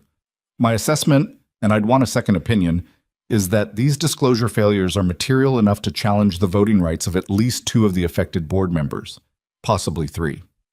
If 2 of them are recused, Cross doesn't have a majority. The vote either fails or it's inconclusive pending a full governance review. How do we present this?" "You present it at the board meeting," Greer said, "formally, as a governance matter before the vote is called. You lay out the undisclosed conflicts. You request recusal. They either comply or they don't comply, and you have grounds for a legal challenge to the vote outcome." A pause. "Vivian, this is a serious step. Cross will respond legally." "I know," she said. "I'm not looking to avoid a fight. I'm looking to make the fight happen on honest ground." Greer was quiet for a moment. "The gala is in 3 days." "Yes." "And the board vote is at the gala." "Yes." "And the car?" She paused. "Tomorrow night, if things go the way they're supposed to." "Keep me posted," Greer said. Day 10. Ethan arrived at 6:15 before the sky had fully lightened. He had not slept well. The last hours of a complex restoration had always done this to him, kept his mind running through systems and sequences while his body tried to rest. He let himself into the garage, turned on the work light, and stood looking at the Mustang for a moment. The car was almost entirely reassembled. The work of 18 days was visible in the completeness of it. The engine rebuilt and seated, the fuel system rebuilt and tested, the wiring integration completed over the previous 3 days in long stretches that had taken everything he knew and some things he had only understood in the process of applying them. The interior was back together. The body had been cleaned, not restored, not repainted. The original paint preserved and cleaned only.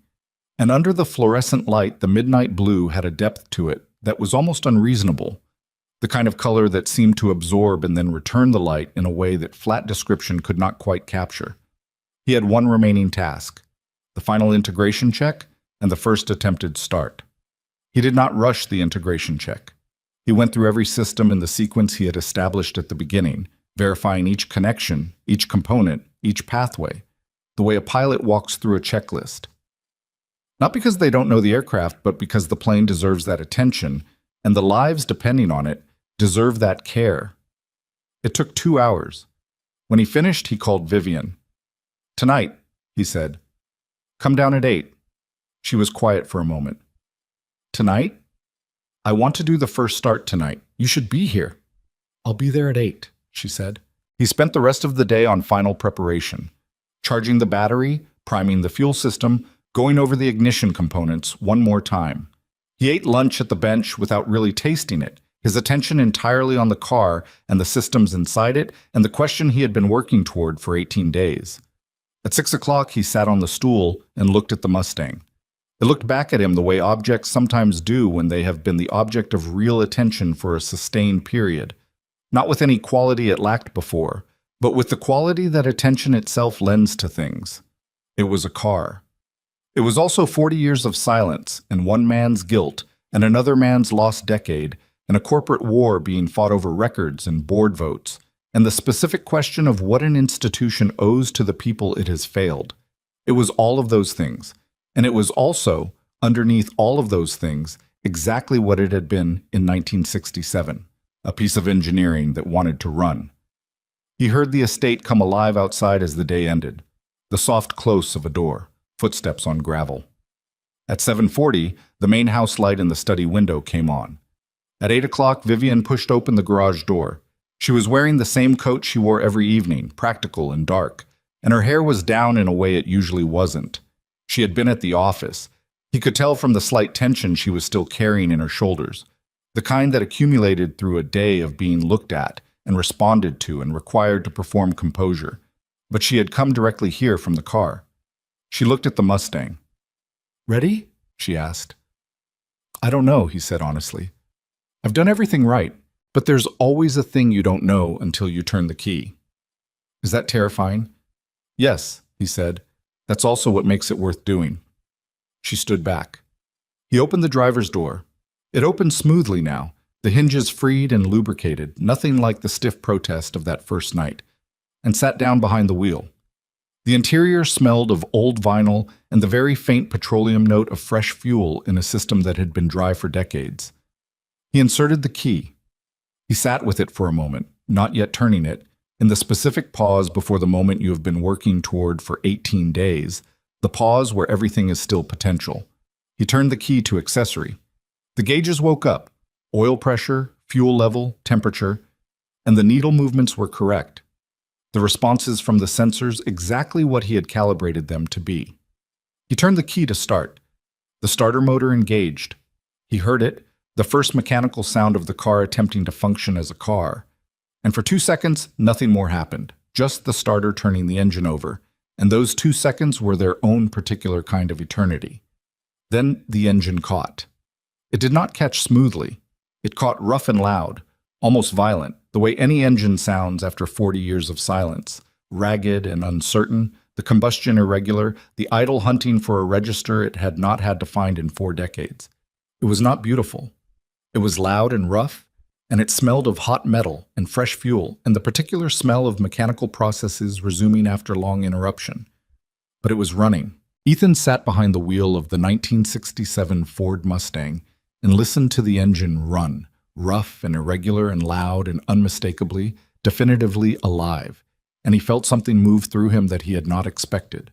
Not triumph, nothing that clean, but something older and quieter. The feeling of having done the thing you said you could do in the specific circumstances where it mattered most, when the weight on it was heaviest and the reasons to fail were most numerous. He looked up. Vivian was standing outside the open driver's door. She was not crying, but her eyes had the brightness of someone who has just felt something they had not prepared themselves to feel. She was looking at the engine bay. She had unconsciously moved to where she could see it, hood up, the V8 working through its rough idle, and her expression was the expression of someone watching a thing come back from a place it should not have been able to come back from. "It's running," she said. It was not a question. It was the need to say it out loud. "It's running," Ethan confirmed. He sat with the engine for another few minutes, adjusting the idle, listening to it work toward a steadier register, monitoring the gauges. The roughness evened out slowly, not completely. It needed miles to find itself fully, needed the mechanical memory of motion that only motion could restore, but the idle came down and settled, and the engine ran, sustained, independent, its own thing now. He turned it off. The silence afterward was different from the silence before. He got out of the car.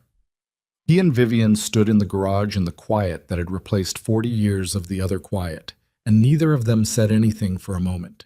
And that was the right choice. Some things do not need commentary. "My father wanted it to run," Vivian said, finally. "Yes," Ethan said. "And now it does." "Yes." She turned and looked at him. I think he would have wanted to be here for this." "I think he was, in the way he could manage," Ethan said. It was not a comfortable thing to say, and he did not say it to comfort her. He said it because he believed it, because the evidence of her father's presence in this garage was in every careful decision made over 40 years. in the temperature regulation and the preserved oilcloth and the sealed box and the hidden letter, in the accumulated evidence of a man who had not been able to face the truth directly, but had built an elaborate, patient structure to ensure that the truth survived him. Vivian put her hand on the roof of the car, held it there. Then she said, "I read the letter again last night, the one from the box." He waited. "My father wrote that the system you built, EMI-7, was, in his understanding, the most elegant solution to the specific problem it addressed that he had ever seen in an automotive application. He said he didn't fully understand it technically, but the engineer he consulted to verify it told him it was a decade ahead of what the industry was doing." She paused. "He called it a waste. He said it was a waste that it had been buried. He said he put it in this car because, he wrote, things built with that quality of intention deserve to survive their circumstances." Ethan was quiet. "He understood what he'd done," he said finally. "Not just the practical harm, the other kind." "Yes." "That doesn't undo it." "No," she said. "It doesn't." They stood there in the garage, the two of them, and the Mustang, and everything the Mustang now represented. The debt that had outlasted the man who owed it, the work that had survived the theft, the machine that had finally been allowed to be what it was built to be. And outside, the November night had gone completely dark and cold. And inside the estate, the lights were on in multiple windows now, warm and ordinary, the house going about the business of being a place people lived. "The gala is in 2 days," Vivian said. "I know. The board vote is the same night. I know. Greer thinks we have enough to challenge Cross's board majority on governance grounds," she said. "And the licensing board is in expedited review on your case. It's not resolved." "I know it's not resolved," he said. "These things take time." "But it's moving." "Yes." She looked at the car one more time. "I'm going to drive it to the gala," she said. Ethan looked at her. "It needs miles to even out. The idle is still—" "I know. I'll take it slow. I want to drive it there myself." A pause. "My father never drove it. He kept it for 40 years and never drove it. I think that was a mistake." Ethan thought about this. "I'll check everything in the morning. Again, before you take it anywhere." "Thank you," she said. "Not just for that. For all of it. For the 18 days, for the careful work, for not reading the letter, for working alone without complaint, for saying what was true even when it was inconvenient, for all the things that did not reduce to a single thank you, but needed to go somewhere." He nodded. She left. He stayed a few minutes longer, as he always did. The closing ritual of a day's work, everything in its place, everything noted, the day's progress registered and filed. He turned off the work light, stood for a moment in the dark with the smell of the garage around him, motor oil and fresh fuel, and the specific sharp note of an engine that had recently run for the first time in 4 decades. He went out to his truck and drove home, and that night, for the first time in longer than he could clearly remember, he slept without his mind running. The morning of the gala, Ethan arrived at the garage at 5:45. He had not been asked to come that early. No one had told him to. He had simply woken up at 4:30 with the specific alertness of someone whose body has registered that today is not a regular day, and after an hour of lying in the dark, he had gotten up, made coffee. He finished in the truck on the way over, and let himself into the garage while the estate was still completely silent around him. He wanted to do the final check without the weight of the day already on him. Wanted an hour with the car before everything else arrived. He turned on the work light and stood looking at the Mustang for a moment. It looked, in the early morning stillness, like something that had always been here and had simply been waiting for the right morning. The midnight blue had a quality in the fluorescent light that was different from how it looked in the evenings when Vivian was usually there, something more private about it, the color keeping to itself. The chrome was clean. The body was straight. The engine bay, when he lifted the hood, was the organized, purposeful architecture of a machine that had been rebuilt with complete attention. He started the check from the beginning, not because he expected to find anything. He had checked everything yesterday and the day before, but because the car deserved that rigor and the day demanded it. He went through each system in sequence, the way he always did, methodical and unhurried. He was 3/4 through the check, working at the rear of the engine bay on the last of the fluid levels, when he saw it. He stopped. He looked at it for a moment without moving, without touching it. with the specific stillness of someone whose mind is rapidly processing something that does not belong. The fuel line connection at the secondary filter, a connection he had made himself, checked twice, and verified during the test runs, had been partially loosened, not disconnected, not broken, loosened. The fitting turned back maybe a quarter turn from where he had set it, exactly far enough that at idle it would hold, but under any sustained throttle load the fuel pressure would push through the joint and spray fuel onto the exhaust manifold, which would not be a mechanical failure. It would be a fire.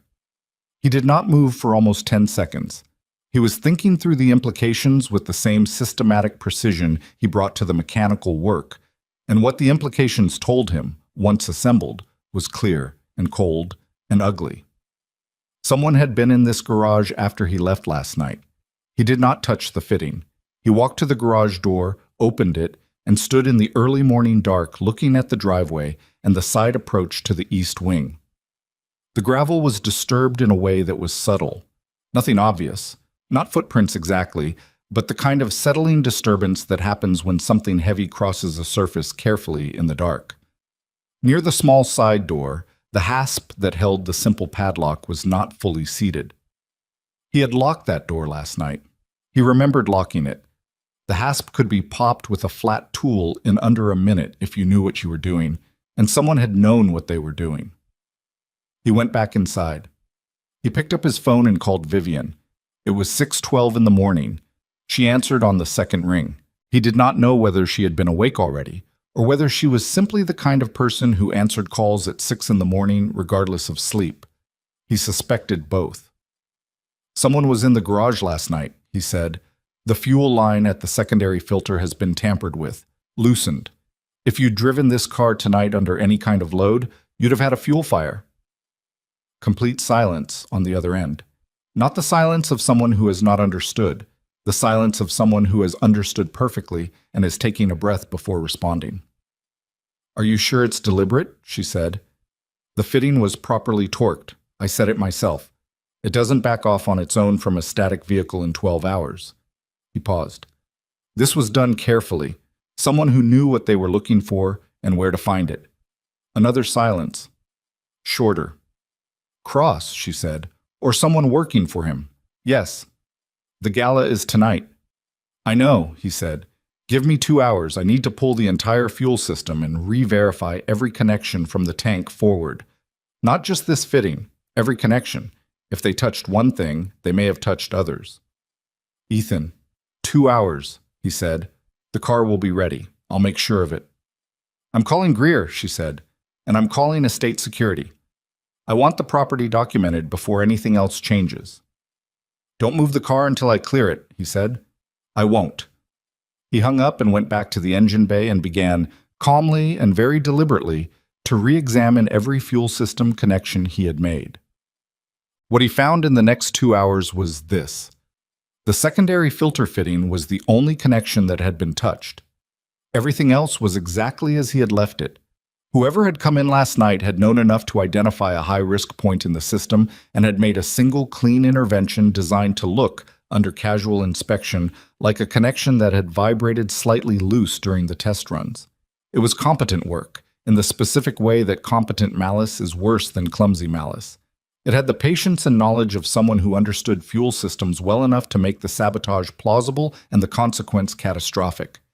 Ethan retorqued the fitting, then removed it entirely, inspected the threads and the sealing surface, replaced the sealing washer, and reinstalled it to spec. Then he ran through the full pressure test again, watching every joint in the system for 20 minutes under static pressure and another 10 minutes with the engine running. Everything held. Vivian arrived at the garage at 8:15 with Marcus Webb and a security consultant the estate kept on retainer, a former law enforcement officer named Patricia Vance, who had the particular bearing of someone who had spent years in rooms where bad things had happened and had learned to assess damage quickly and without drama.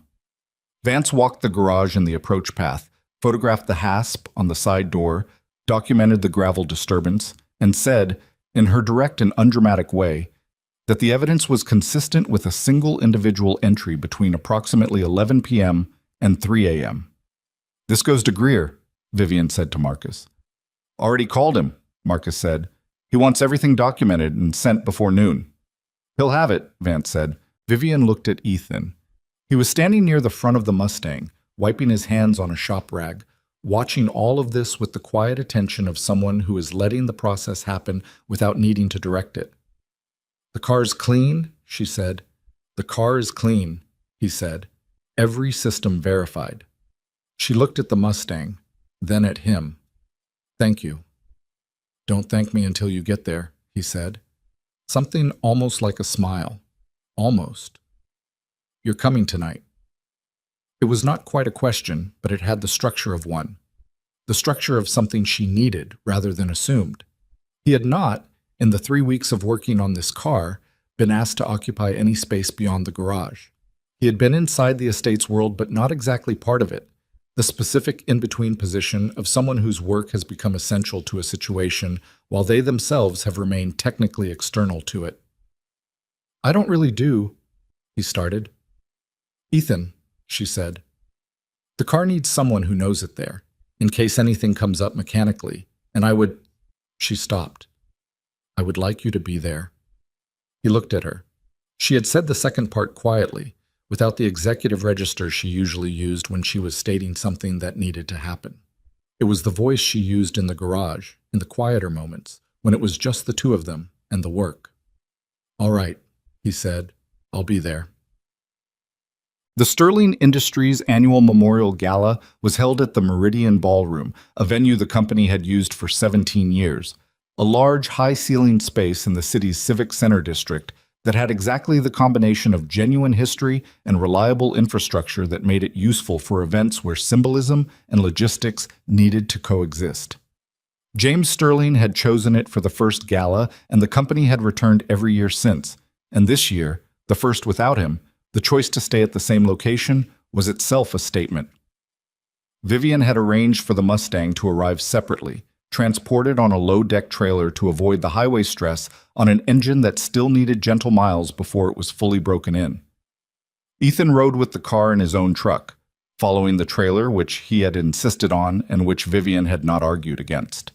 He watched the Mustang ride ahead of him in the early evening dark and thought about the 18 days and the box in the firewall, and the photograph on the bench, and the sound of the engine catching for the first time, ragged and real. The Mustang was positioned in the main entrance foyer of the Meridian, under a high glass ceiling that gave it room to breathe. They had cleared the space in advance, the glossy promotional displays usually arranged there moved aside to give the car the center. Under the ballroom lighting, the midnight blue was extraordinary, richer than it had any right to be after 40 years.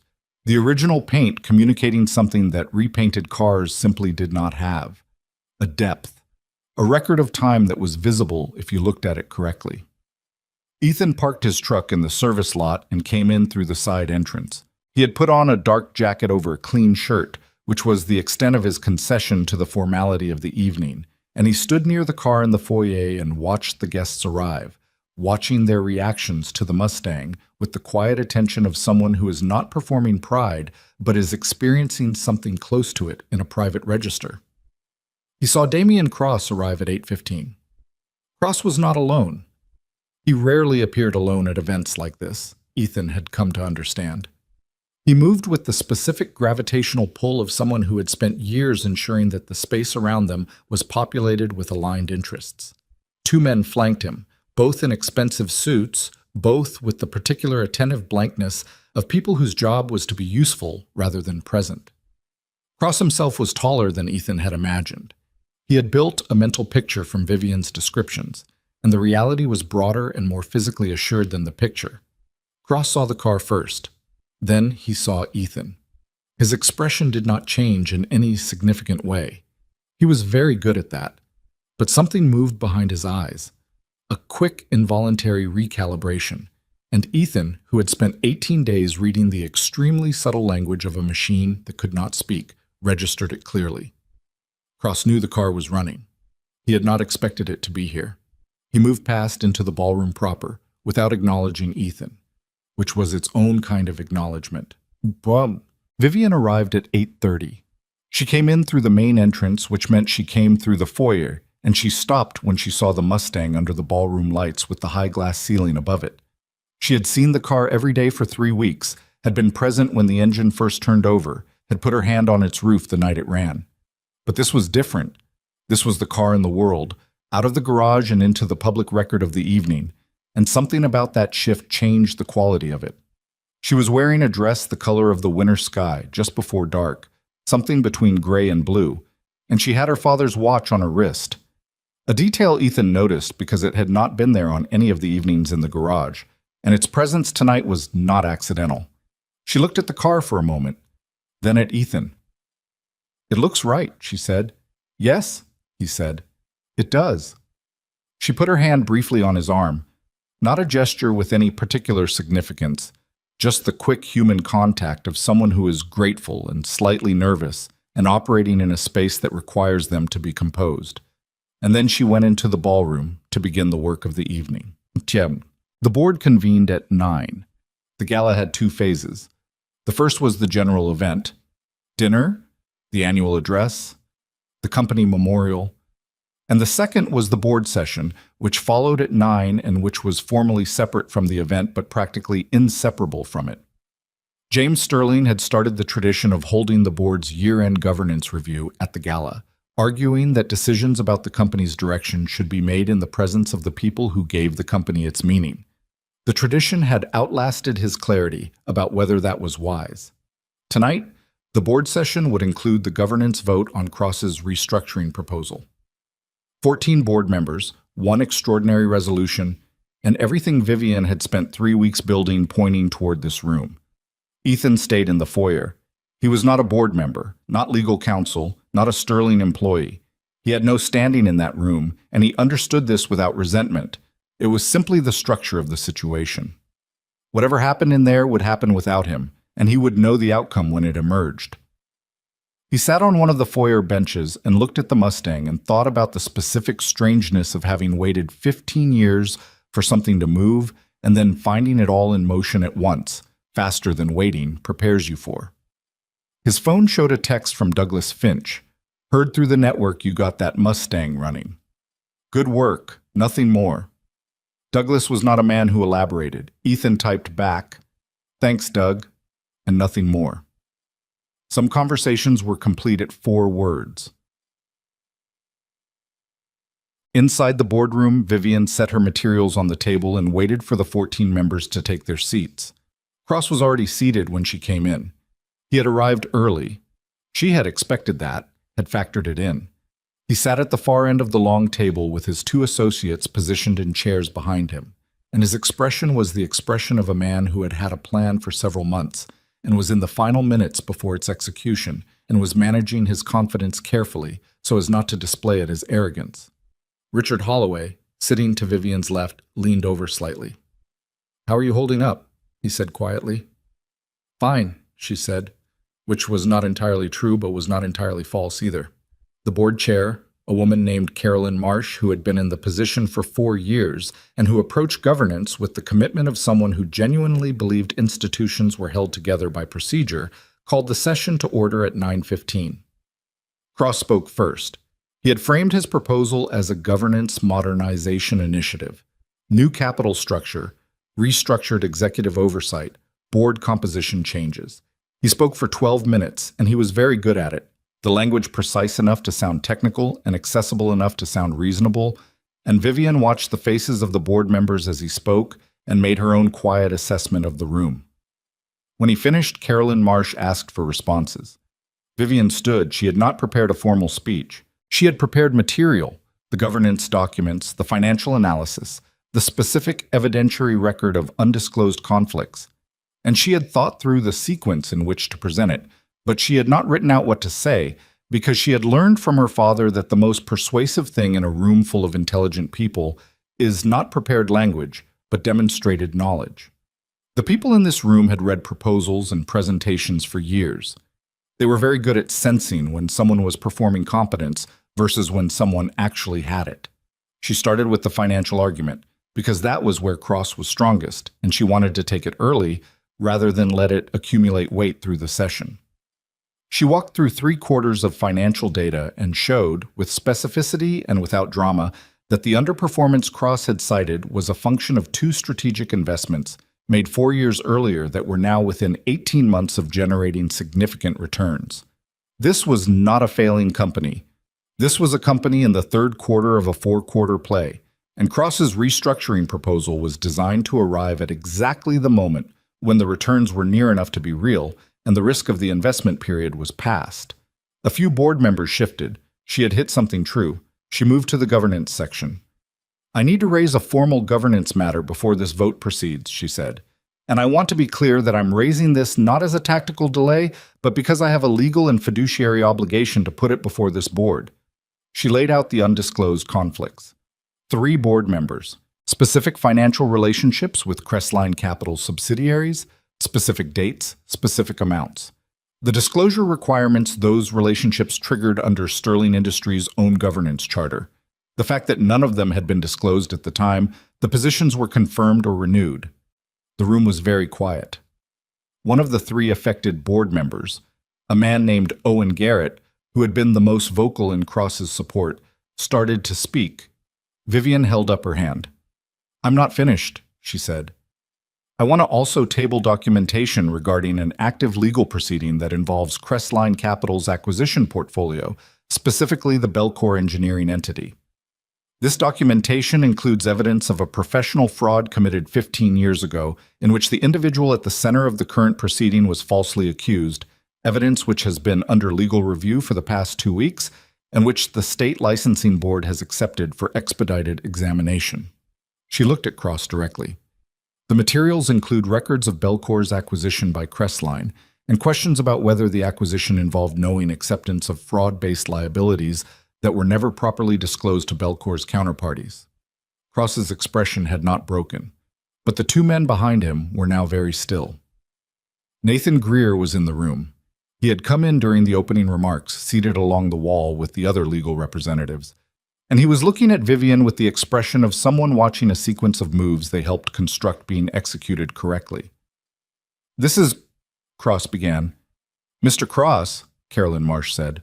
Her voice was not loud, but it had the specific weight of someone who controlled the procedure of this room and was exercising that control.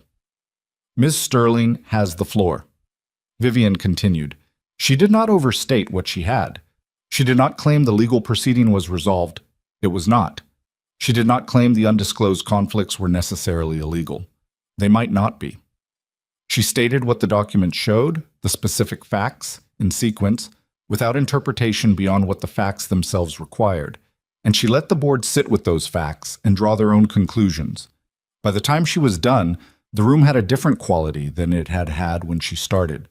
She could feel it, not a dramatic shift, not the movie version of a courtroom turning, but the subtle, real shift of people reconsidering the ground under a set of assumptions. Owen Garrett said, "I want it noted that any suggestion of impropriety on my part is—" "I'm not suggesting impropriety," Vivian said. "I'm noting that the disclosure requirements weren't met. That's a procedural matter, not a character judgment. But it is a matter that affects voting eligibility on this resolution under our own charter." Carolyn Marsh looked at Greer. "Mr. Greer, your assessment?" Greer rose. He was precise and brief. 2 minutes, 4 key points. The relevant charter language cited by section number. His conclusion: the disclosure failures were material. The affected members should voluntarily recuse from this specific vote pending a governance review, and proceeding without recusal created significant legal exposure for the board as a body. Owen Garrett's jaw was tight. He did not look at Cross. Cross himself had gone very still in the way of someone who is rapidly recalculating. He was looking at the table. Not at Vivian, not at Greer, not at the board, at the table. And Vivian, watching him, recognized the specific expression. She had seen it before, not in boardrooms but in the garage, on the face of a component that was about to fail under inspection, of something that has held its form under pressure for a long time and is now finding the limits of its structural integrity. Carolyn Marsh called a 15-minute recess. In the foyer, Ethan heard footsteps coming fast from the ballroom corridor. It was Marcus Webb, moving with the clipped urgency of someone who has news and is going to the right person with it. He registered Ethan and came directly to him. "The board's in recess," Marcus said, slightly breathless. She laid it all out. Garrett and 2 others are being asked to recuse. Ethan looked at him. Are they going to? He asked. Garrett's legal counsel is apparently making calls. The other 2, Marcus paused. I think they will. Greer made the exposure very clear. He exhaled. Cross hasn't left the room. He's still in there. That's not over yet, Ethan said. No, Marcus agreed, but it's different than it was 20 minutes ago. Marcus went back. Ethan sat with the car. The recess ran 22 minutes. Chet. When the session resumed, Owen Garrett announced that he was recusing himself from the vote pending the completion of the governance review. One of the other affected board members, a quiet man named Soren Achebe, who had said almost nothing all evening, recused as well.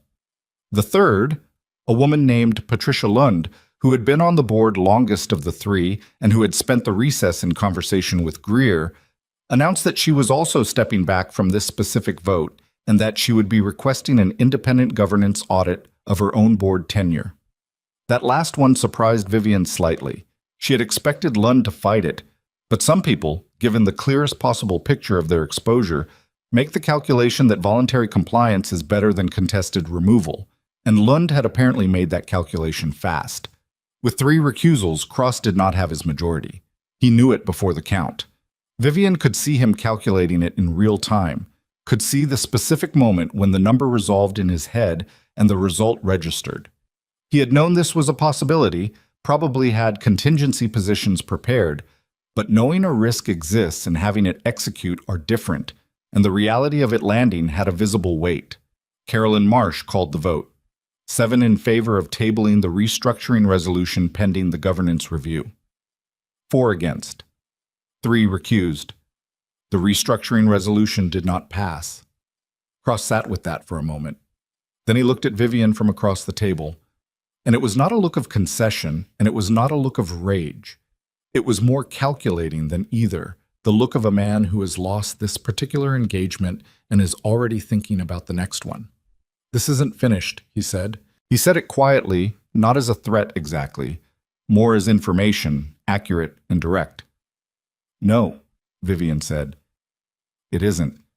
But it's finished for tonight. Imported. She came out of the boardroom at 11:10. Ethan was still in the foyer. He had remained there the entire time, near the car. And he looked up when she came through the corridor door, and he read the result in her posture before she said anything. Not in triumph, she did not carry herself that way, but in the specific resolution of someone who has done what they came to do. The vote failed, she said. The resolution is tabled. 3 recusals, 7-4. He said nothing for a moment. Cross? Still in the building. Greer thinks he'll pursue this legally, challenge the recusals, challenge the governance review findings, file something to contest the procedural basis. She sat down on the bench across from the car. She looked tired in a way that was not weakness, but was simply the honest weight of a day that had asked a great deal. He won't stop. No, Ethan said, but he's on defense now. Yes. She looked at the Mustang. The licensing board has the full submission. Greer filed the completed version this afternoon. Ethan had known this. Greer had sent him a brief message with the confirmation, his name at the top of a document that said the record had been formally challenged. 15 years of a fact being wrong, and now, for the first time, a process existed to correct it. The process would take months, it would not be clean or fast, but it existed. I want to tell you something, Vivian said. He looked at her. When I came to your shop 6 weeks ago, I came because I needed someone to fix a car. That was the whole extent of it. I had no idea some. She stopped. I don't know what I thought I was going to find in that garage. My father's reasons, maybe, something that made sense of 40 years of keeping something and never using it. She paused. I found your work in a car that had been sitting in the dark for 4 decades, and my father's guilt preserved in a box in a firewall, and the documentation of a fraud that destroyed a person's life sitting in a filing cabinet in my own building. She looked at him steadily. I don't know how to reconcile all of that with the man I thought I knew. You don't, Ethan said. Not fully. You carry both versions of him. Is that what you do with the people who did this to you? He thought about it honestly, the way she had come to expect from him. No quick answer, no easy reassurance. I spent a long time being angry at a general category, he said. The system, the industry, the people who make decisions, and don't think about what those decisions land on. Then I found out it was specific people making specific choices, and the anger got more, targeted, which is both better and worse. He paused. Your father made a choice I have to live with. He also made sure the things I built survived and that the truth was preserved for someone who would use it. I don't know how to feel about that exactly. I probably won't for a while. That's fair, she said. A group of late-departing gala guests came through the foyer, slowing when they saw the car, a couple stopping to look at it properly, the way people who know cars look at them. One man, older, in a good suit, stood in front of the Mustang for a long moment and then looked around as if hoping to find someone to tell what he was seeing. Ethan and Vivian were sitting on the bench across from the car, and the man's eyes found them. 67 Fastback, the man said. Yes, Ethan said.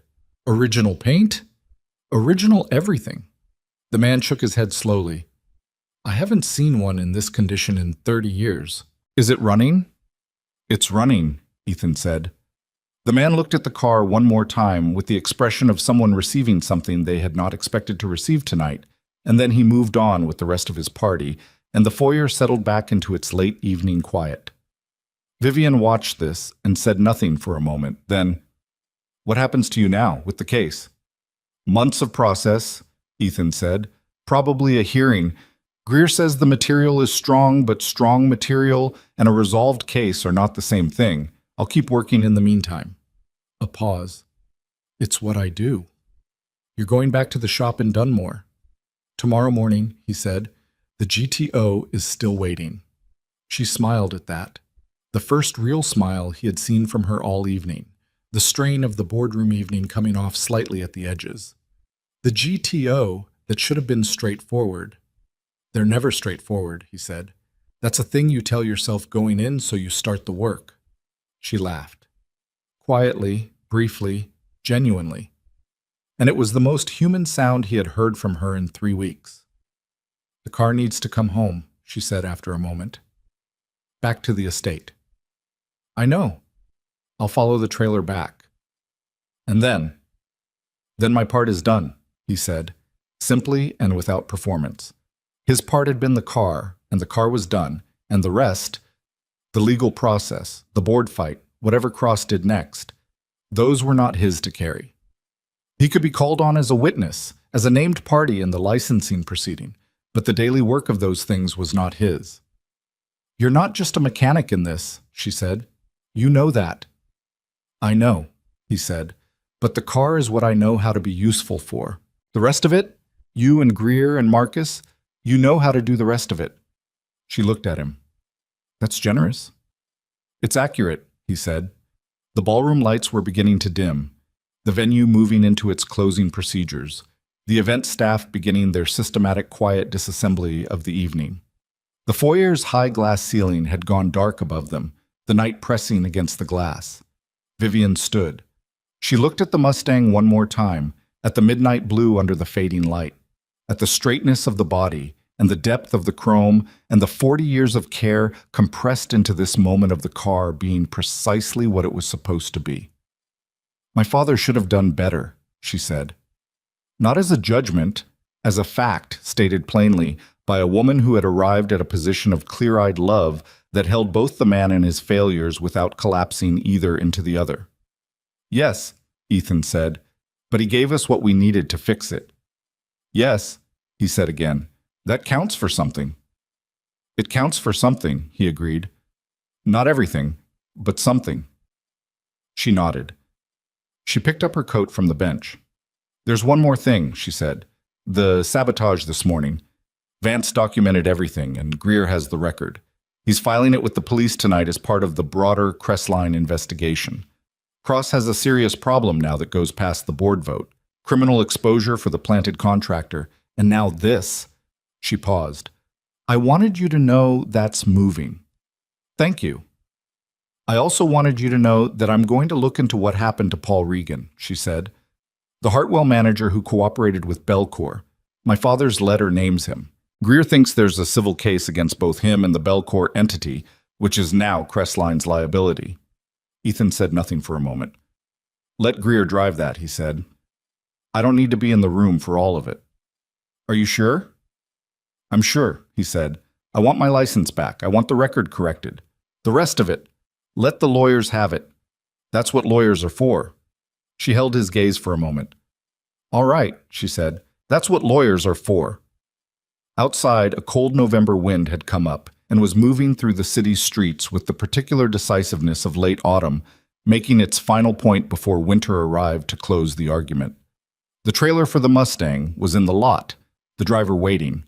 The car needed to go home. Ethan stood and walked to the Mustang and put his hand on the roof for a moment. Not sentimentally, just the closing gesture of work completed, the craftsman's last touch on a thing they are releasing. And then he stepped back. Ready, he said to the trailer driver.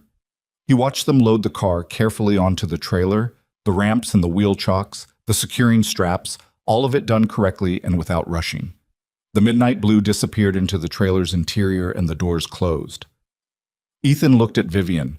She was watching the trailer with the expression of someone watching a thing leave that has been part of their daily life long enough to have weight in it, and knowing that the leaving is also a completion. I'll follow you back, he said. She nodded. They went to their vehicles in the cold November dark, and the city moved around them with its ordinary nighttime business, and the trailer carrying the 1967 Ford Mustang pulled out of the lot and headed toward the estate. And Ethan's truck followed, and Vivian's car followed that. 3 vehicles in a line moving through the dark toward a garage that had held something in trust for 40 years and was now holding something different. Not a debt, not a secret, not the accumulated weight of a decision unmade, but a completed thing, a restored thing, a machine that had come back to itself and was waiting now not to be preserved, but simply to be used. Somewhere behind them in the Meridian Ballroom, Damian Cross was making calls. Ethan drove and did not think about Cross.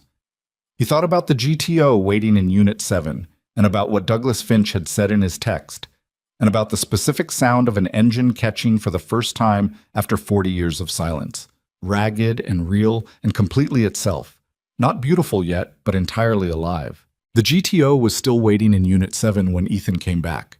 He had known it would be. Douglas Finch had checked on it twice during the 3 weeks Ethan had been at the Sterling estate. Ethan had asked him to, left a key, and Douglas had reported back with the economy of a man who understood that unnecessary words were a kind of noise. Car's fine. Hasn't moved. You're good. That was the entirety of both messages, and it was exactly what Ethan had needed.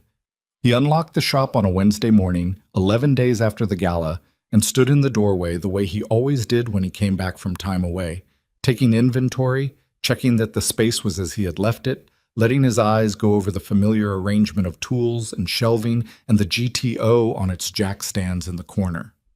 Everything was exactly where it should be. He turned on the lights, and the fluorescent tubes came on in their slow, buzzing sequence, and the smell of the place, oil and metal and old rubber, and the particular dry, cold smell of a workspace that has not been heated in a few days, settled around him like something he had not known he missed until it was back. He hung his coat on the hook by the door and put his bag under the bench and stood for a moment in the middle of the shop with his hands in his pockets. Then he walked to the GTO, crouched down, and looked at where he had left off. He was back. The licensing board's expedited review process was not, in practice, fast. Expedited, Greer had explained, meant that the case had been flagged for priority handling, that it would not sit in a general queue for 2 years. It did not mean the process itself was compressed beyond recognition. There would be a formal examination of the submitted materials. There would be a request for additional documentation, almost certainly. There would be a hearing at which Ethan would need to appear. There would be a deliberation period. The whole of it, expedited, would likely take 4 to 6 months. Ethan had nodded when Greer told him this. 4 to 6 months was nothing. He had waited 15 years. He could wait 4 months with no difficulty at all. What he had not anticipated was what it felt like to have something moving in that direction for the first time. The waiting he had done for 15 years had been the waiting of someone who had no mechanism, no process, no submission, no formal proceeding, putting his name into a system that would eventually produce a verdict. That kind of waiting is inert. It does not have a pulse. It simply exists around you like weather you have stopped noticing. The waiting he was doing now had a different quality. It had a heartbeat.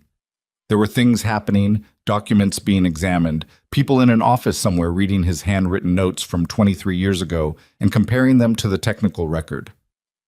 That kind of waiting is alive in a way the other kind is not, and being alive it is also occasionally harder. He found the antidote to it in the GTO. The customer, a man from the city named Frank DeLuca, who owned 3 classic vehicles and had the enthusiasm of someone who genuinely loved the machines rather than the investment value, had been patient about the delay. Ethan had called him the morning after the gala and explained, without elaborating much, that a prior commitment had taken longer than expected. DeLuca had said, "Long as the car comes back right, I don't care if you took a month." He had meant it. Some customers were like that. Ethan kept those customers carefully. The GTO turned out to have a transmission issue that had been hiding behind the original problem, which was a pattern he knew well, the way complex systems reveal their problems in layers, each solution exposing the next issue underneath. He worked through it without frustration, because frustration was not useful, and the work was what it was. He thought, while he worked, about the nature of complicated systems, cars, companies, lives, the way damage in one part propagates through the whole in ways that are not always visible until you start pulling things apart. The way a problem you cannot see can be indicated by a symptom somewhere else entirely. A rough idle that points to a fuel system issue. A failing institution that points to a decision made 30 years ago by someone who thought the consequences would stay contained. His father had been a mechanic, had worked in a small shop in a town that no longer existed the way it had when Ethan was young, absorbed now into the spreading edge of a city that had needed room to grow. He had taught Ethan the fundamentals not as formal instruction, but as proximity. You learned by being in the space while the work happened, by being handed things, by watching the hands that knew what they were doing, and eventually finding that your own hands knew too. His father had a saying that Ethan had absorbed so completely he sometimes forgot where it came from. Every machine wants to run. Your job is to find out what's in the way. It was, Ethan had come to understand, a statement about more than machines. 3 weeks after the gala, Damian Cross's situation became public. Greer had filed the criminal complaint regarding the estate break-in and the fuel system sabotage with the police the night of the gala, as he had told Vivian he would. The investigation had moved with the particular speed of investigations that arrive with documentation already assembled. Vance's security report, the photographic evidence, the access log from the estate security system, the connection between the timing of the entry and the connection to Crestline's network.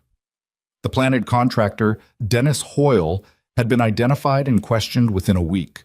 He had apparently made the rapid calculation that his own legal exposure was significantly more manageable if he was cooperative than if he was not. His cooperation produced documentation of instructions received from a third party connected to Crestline's operational side to enter the Sterling estate and disable the restored vehicle in a manner consistent with mechanical failure. This documentation, combined with Greer's existing file on the Belcour fraud and the undisclosed board conflicts, and a separate investigation the state attorney's office had quietly opened into Crestline's governance practices in 2 other portfolio companies, created the specific legal gravity that tends to accelerate everything around it. Damian Cross had not been arrested. The investigative process was ongoing, but his public position had changed. The board member recusals and the governance review had damaged his credibility at Sterling. The police investigation had made his name appear in news coverage that was not favorable. 3 of the companies in his investment portfolio had publicly distanced themselves from Crestline Capital, which in the specific world of corporate capital meant something more significant than it sounded. He was not destroyed. Men with his resources and legal teams do not get destroyed quickly. But the structure he had built, the careful accumulation of influence and the buried histories and the systematic management of liabilities, was being examined now by people with authority to examine it, and that examination, once begun, is very difficult to stop. Vivian received this news in stages, from Greer and from Marcus, and she processed each stage with the same even register she brought to most information. She did not celebrate. Not because she felt no satisfaction. She did. The specific deep satisfaction of a wrong being addressed, rather than the shallower satisfaction of a victory. But because she understood that none of this was over, and that the appropriate response to a process moving correctly was to let it move, not to perform triumph over it. She called Ethan when the Hoyle cooperation story broke. "You saw it," she said. "Yes," he said. "How are you feeling about all of it?" He thought about this. He was at the bench in Unit 7, the GTO's transmission partially disassembled in front of him, and he looked at the work while he considered her question honestly. "Relieved in a way that doesn't feel like I expected it to," he said. "I spent a long time imagining that when things started moving in the right direction, I would feel more. But mostly, I just feel like something that was wrong is slowly being corrected, and that correction takes time, and in the meantime, there's work in front of me that needs doing."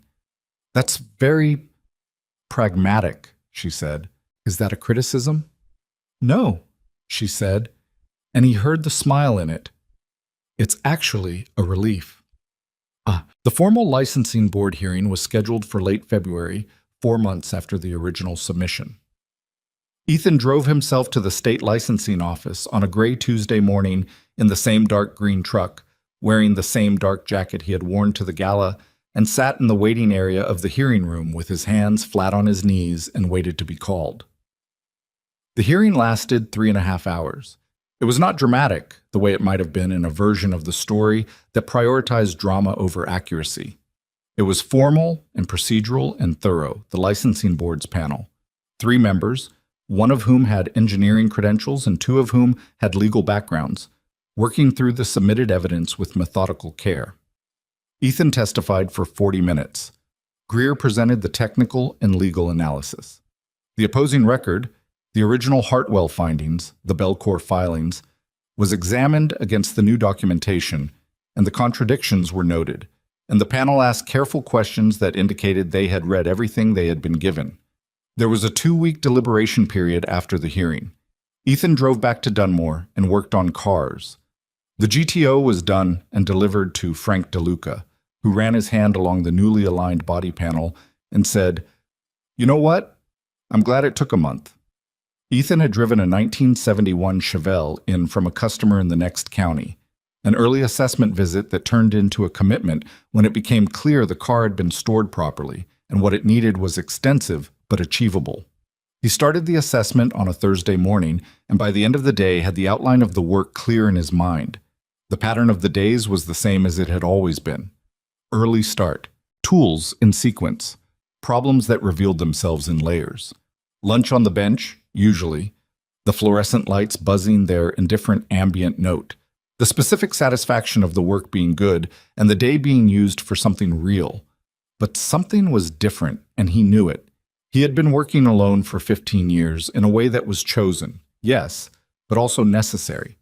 Necessary because the trust had been taken from him young, and the only environment he could rely on was the one he controlled completely. The shop was his because he had made it his, and everything in it was subject to his judgment and no one else's. And that had been the condition under which he could work without the constant low-level dread of having the ground shift under him. He still wanted the shop. He still needed the solitude of the work. But the quality of the aloneness had changed, and he recognized the change without being fully able to name it yet. Vivian called every few days, not about the legal process. Greer handled the legal process. She called to talk, which she did with the directness she brought to everything, asking real questions and expecting real answers, and offering her own thoughts without packaging them. She had started, he noticed, asking about the work, not just the Mustang, but the current work, the Chevelle and the occasional other car that came through, asking about the problems as if she was genuinely interested in the solutions. She was. He could tell the difference between performed interest and actual curiosity, and hers was actual. He asked her one evening how the company was. "Complicated," she said. "Better. The governance review is ongoing. Holloway has actually been useful. He was one of my father's original people, and once the cross-pressure came off, he came back to where he'd been. The board composition is shifting towards something more grounded." A pause. "I've been thinking about what we do with the documentation. The full picture of what happened to you and what my father's role was, whether there's a public record that should exist. There will be, Ethan said. The licensing board outcome is a public record. The Crestline investigation, that's going to be public.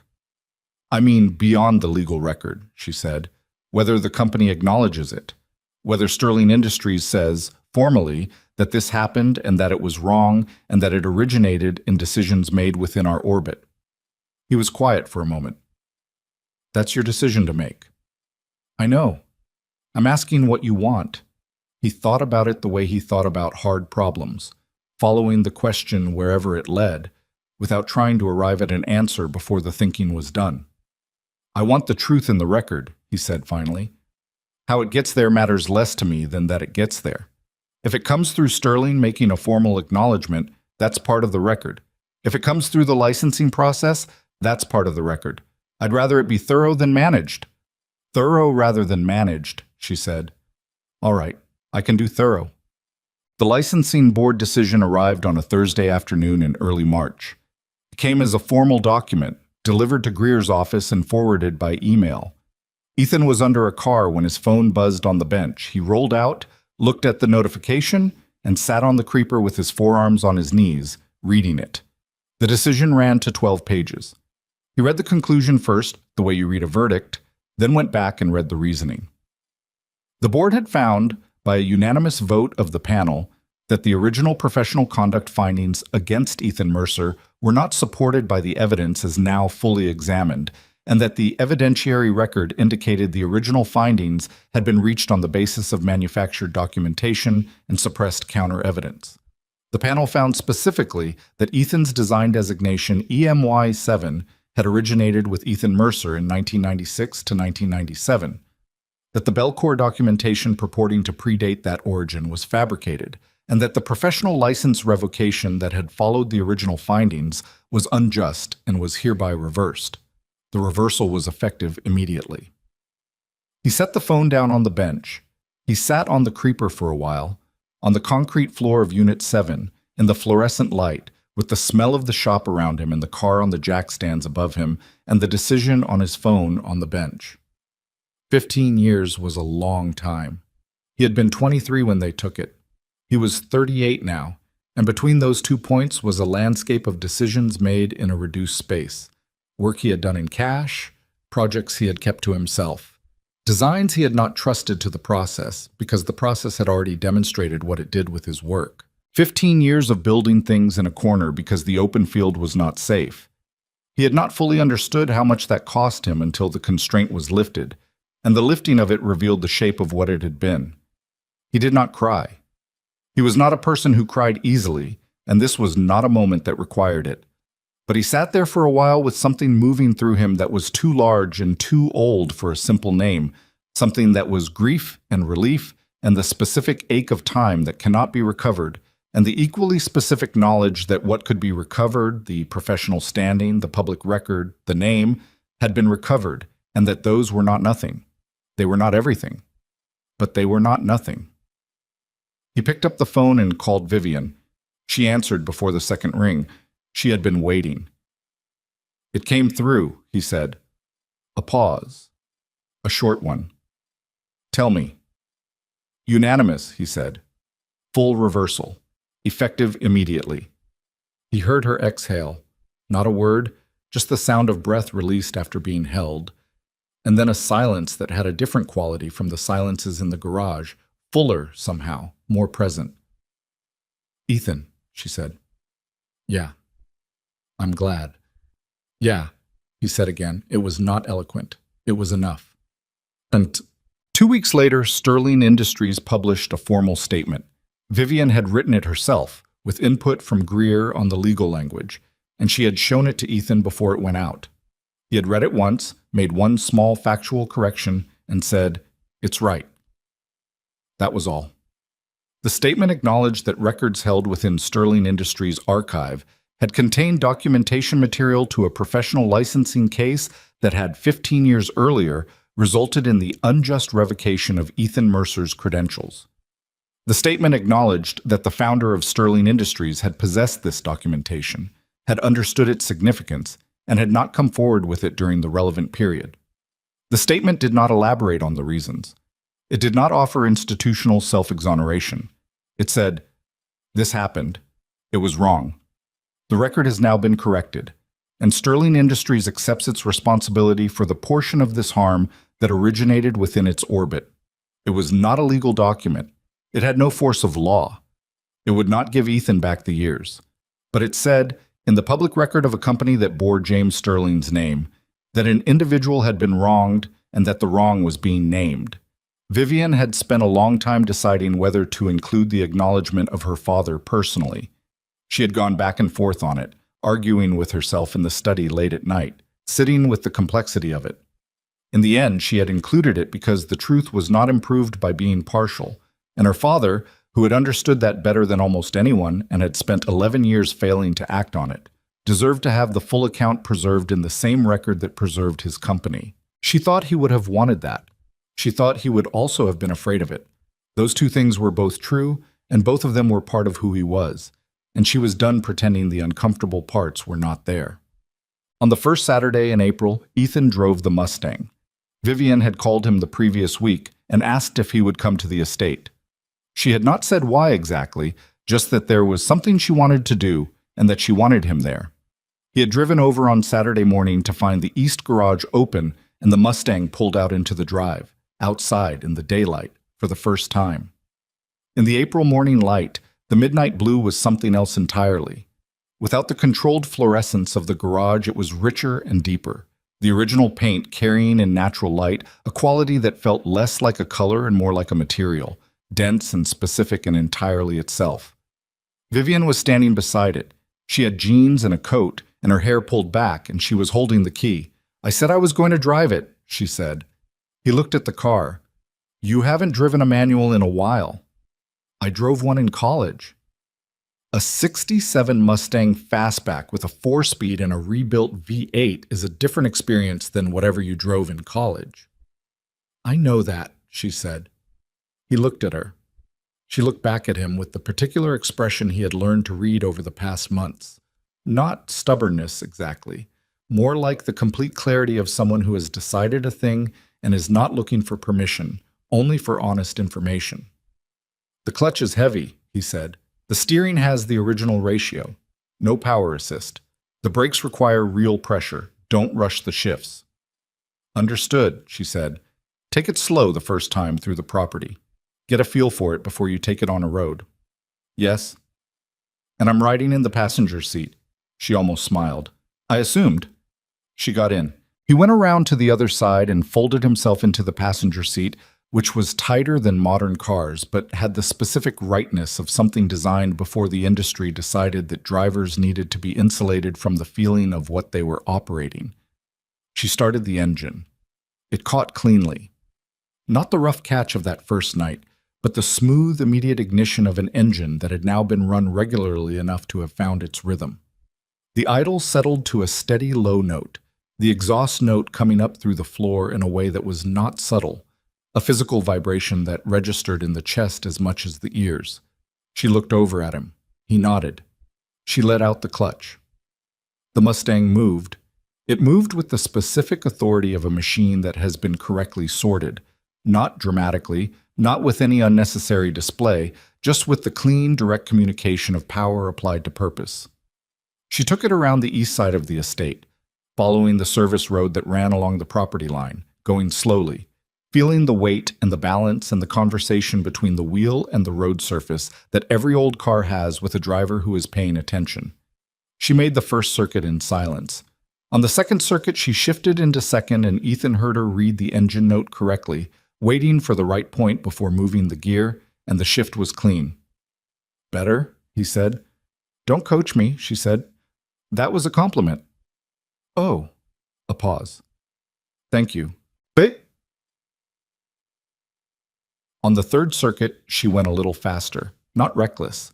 She was not a reckless person. She was a person who pushed exactly as far as her current competence allowed, and no further, which was its own kind of precision. And the Mustang responded to the increased pace with something that felt, even through the passenger seat, like the car waking up more fully, like it was being asked to be what it was, and was glad of the question. She brought it back to the front of the estate and stopped and turned off the engine. She sat with her hands on the wheel for a moment. Then she said, "My father was an idiot for not driving this car." Ethan did not say anything for a moment. "He kept it." "I know he kept it. I'm saying he should have also driven it." She took her hands off the wheel. "There are things you preserve and there are things you use, and the mistake is treating something meant to be used as something only to be preserved." He was so afraid of using it up or losing it or having to face what it meant that he just kept it in the dark. And meanwhile, a car that wanted to run sat still for 40 years. She was not talking only about the car. They both knew that. "Some people do that," Ethan said, "with things that matter. They put them somewhere safe, and then the safekeeping becomes its own kind of abandonment." She looked at him. "Is that what happened to you? To some extent?" He thought about it. "In a way. After Hartwell, I put myself somewhere I couldn't be reached, called it being careful, and the work was good. The work was always good. But I was running the same engine in a very small radius for a long time." A pause. "This last few months changed that, not because everything got resolved. A lot of it isn't resolved yet, but because the radius got bigger." She was quiet. "I think my father tried to say something with this car," she said, in the only language he had available when he'd run out of courage to say it directly. He couldn't come forward with the documents. He couldn't call you. He couldn't put the wrong right while he was alive. So he built something around it. The preservation, the controlled environment, the hidden box, and trusted that if the right person came along and was willing to do the work, the truth would survive him. "The right person being you," Ethan said. "And you," she said. He looked out through the Mustang's windshield at the April morning. The oak trees on the east side of the property were just beginning to leaf, the new growth, that color of green that exists only in early spring and nowhere else in the year, provisional and vivid and not yet sure of itself. "You know what I've been thinking about," he said, "since the hearing?" She waited. "My father used to say that every machine wants to run. Your job is to find out what's in the way." He paused. "I've been applying that to machines for 15 years. I've been pretty good at it with machines." "And?" she said. "And maybe the same thing is true in a larger sense. That things, people, institutions, the record of what actually happened, have a direction they want to move toward. Not automatically, not without someone doing the work.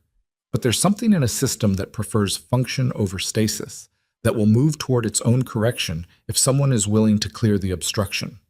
He looked at her. "Your father created the obstruction. He also, eventually, created the conditions under which it could be cleared. I don't think those two things cancel each other out. But they're both true." Vivian looked at the dashboard of the Mustang, the original gauges, the restored instrument panel, the 40-year-old plastic with the patina of time on it.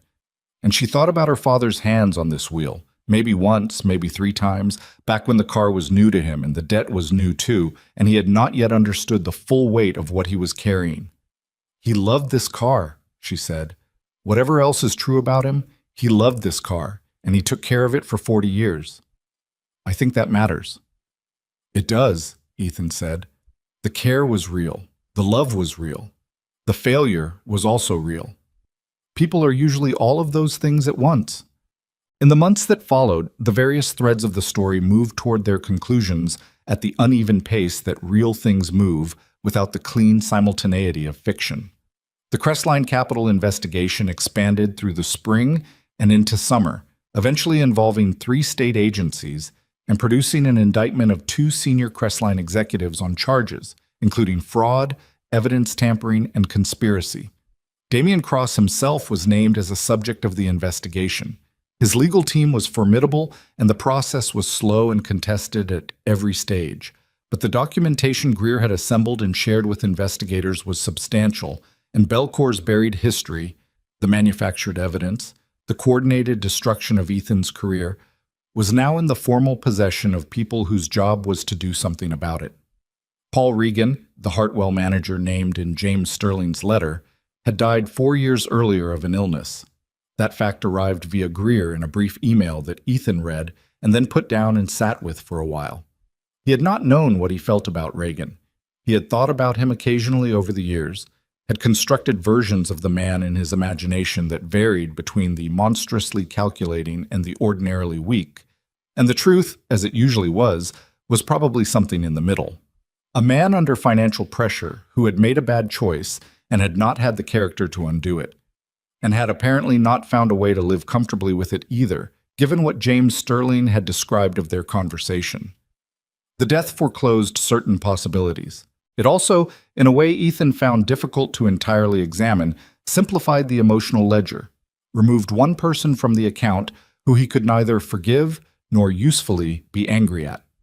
He thought, on the day he read the email, about what it meant to want justice for something when the specific people who had committed the wrong were variously dead or legally embattled or otherwise beyond the reach of the direct accounting he had sometimes imagined.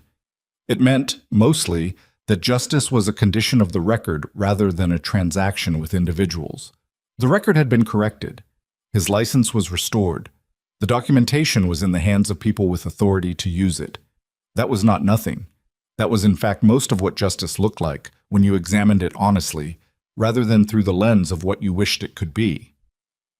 Sterling Industries navigated the spring governance review and emerged with a restructured board composition that Vivian described to Ethan as better, not perfect. 3 new members with genuine independence, a revised disclosure policy, and Carolyn Marsh continuing as board chair with a broadened mandate to enforce it. Richard Holloway remained on the board and had, in Vivian's assessment, become one of its more reliable voices. The experience of nearly being on the wrong side of history having clarified his thinking considerably. The company's 3-quarter investment play paid out in July, earlier than projected and more significantly than the conservative modeling had shown, and the financial narrative that Cross had been using as his primary leverage simply ceased to exist. The story of Sterling Industries in the year following James Sterling's death was not the story of a vulnerable company ripe for capture. It was the story of the company that had been through something difficult and had come out the other side knowing more about itself than it had before. On a Thursday in late September, almost a year to the month after Vivian had first walked into Unit 7 and told Ethan about a car no one could fix, she came back. She had called ahead this time. He had the GTO from Frank DeLuca in, back for its second visit with a different issue than the first, which was the nature of relationships with old cars. He was working on it when she knocked on the open roll door, and he looked up from the engine bay. She was in jeans and a coat, and she had a paper bag with her that smelled like the good coffee from the place 2 streets over that he had started going to in the mornings. "Working visit or social visit?" he said. "Can it be both?" He wiped his hands, and she set the coffee on the bench, and they sat where they had sat before, him on the stool, her on the second one he had stopped putting away. They talked for a while about nothing consequential. The GTO, a project she had read about in a restoration journal she had apparently subscribed to at some point in the past year. A problem she was having with a vendor at the company that had the structural similarity to a mechanical fault, and she wanted his opinion on the diagnosis. He gave it. She listened and then said, "That's exactly the same thing Greer said, with different words." He said, "Greer is a smart man." After a while she said, "The Mustang has been out twice this week." He looked at her. "Twice. I took it on the highway Tuesday, just out past the edge of the city and back. About 30 miles. She paused. "It was very loud." "That's the exhaust resonance on the highway," he said.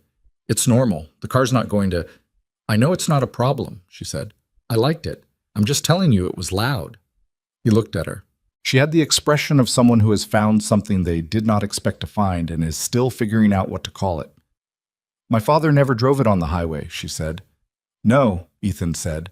"He kept it in a controlled environment and made sure nothing changed and nothing got worn and nothing happened to it. And the car sat there for 40 years being perfectly preserved and completely unused." She picked up her coffee. "I'm not going to do that." "Good," he said. She looked at him over the rim of the coffee cup. "You know, when I came here a year ago, I thought I was hiring someone to fix a mechanical problem. You were. I was also, it was more than that. The car was more than that. But I didn't know that going in." She set the cup down. "What I actually hired was someone to do honest work in a situation that had had dishonest work in it for a very long time, and the honest work changed the situation. He thought about this. The honest work just found what was already there, he said. The truth was in the car. Your father put it there. We found it because we were willing to look. Not everyone would have been, she said. Not everyone would have looked without flinching. Not everyone has had 15 years of practice looking at things they didn't want to see, he said. She smiled. Not the brief professional smile of the boardroom, not even the quiet smile from the garage evenings. A full one, with the tiredness and the difficulty of the year in it, and the relief too. And something forward-looking that had not been in her expression a year ago when she had stood at the entrance of the east garage in a black funeral dress watching a car she did not yet know how to approach. People carry things for a long time sometimes. Vivian had carried the weight of a company and a father's legacy, and a choice about whether to protect what he had built or to correct what he had done. And those two things had turned out not to be opposites. Ethan had carried 15 years of reduced circumstance and the specific grief of a person who knows what they are capable of and has been prevented from proving it, not by their own failure, but by someone else's dishonesty. They had each been carrying something that the other, without intending to, had helped put down. That was not a neat story. It was not a story where the right people had done the right things from the beginning and arrived at a good outcome through virtue. It was a story where most of the people had done imperfect things for complicated reasons, and where the outcome, whatever partial, slow, incomplete resolution had been reached, had come through the specific combination of honesty and work, and the willingness to look at difficult things until they became clear. Ethan thought about what his father had said about machines. Every machine wants to run.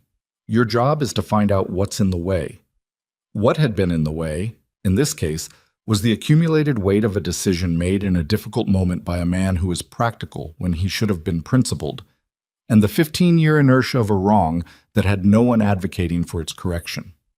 What had moved it was a woman willing to look honestly at what her inheritance actually contained, and a mechanic who had spent 15 years building the specific patience and precision that the work required, and an old car that had been kept for 40 years by someone who could not speak directly, but could, in the end, be trusted to have kept what mattered. The Mustang was in the east garage, not locked away, not under its canvas cover, not preserved in controlled silence. It was there because it lived there, because the estate was where it had come from and where it was maintained, but the doors opened now and the engine ran regularly and the car existed in the condition things ought to exist in when they have been cared for, not suspended, not frozen, but actively, specifically itself. Ethan had a license again. A piece of paper, technically, but what it represented was the formal acknowledgement that what he knew had always been true was in fact true. That the record, the official, institutional, publicly accessible record, now said what had actually happened instead of what had been arranged for it to say. It did not give him back the years. Nothing could give him back the years. But it meant that every job he took from this point forward had his name on it in full, without the shadow, and that the work he had always done would be credited to the person who had actually done it. Some people would say that should have been true all along, and they would be right. Some people would say that 15 years was too long, and they would be right about that too. The world does not always correct its mistakes quickly or completely or with appropriate acknowledgement of the cost, but it does sometimes correct them. And the difference between a world that corrects its mistakes slowly and imperfectly and a world that does not correct them at all is not a small difference. It is, in fact, everything. The September light came through the high window of Unit 7 at a low angle, falling across the workbench and the GTO on its stands, and the two people sitting on stools with their coffee, talking about mechanical problems and the ways they resembled other kinds of problems, and the specific satisfaction of work done well in conditions that required it to be done well. Outside, the city went about its business. The cars on the road outside the industrial unit passed with their ordinary sounds, their ordinary urgency, their ordinary momentum.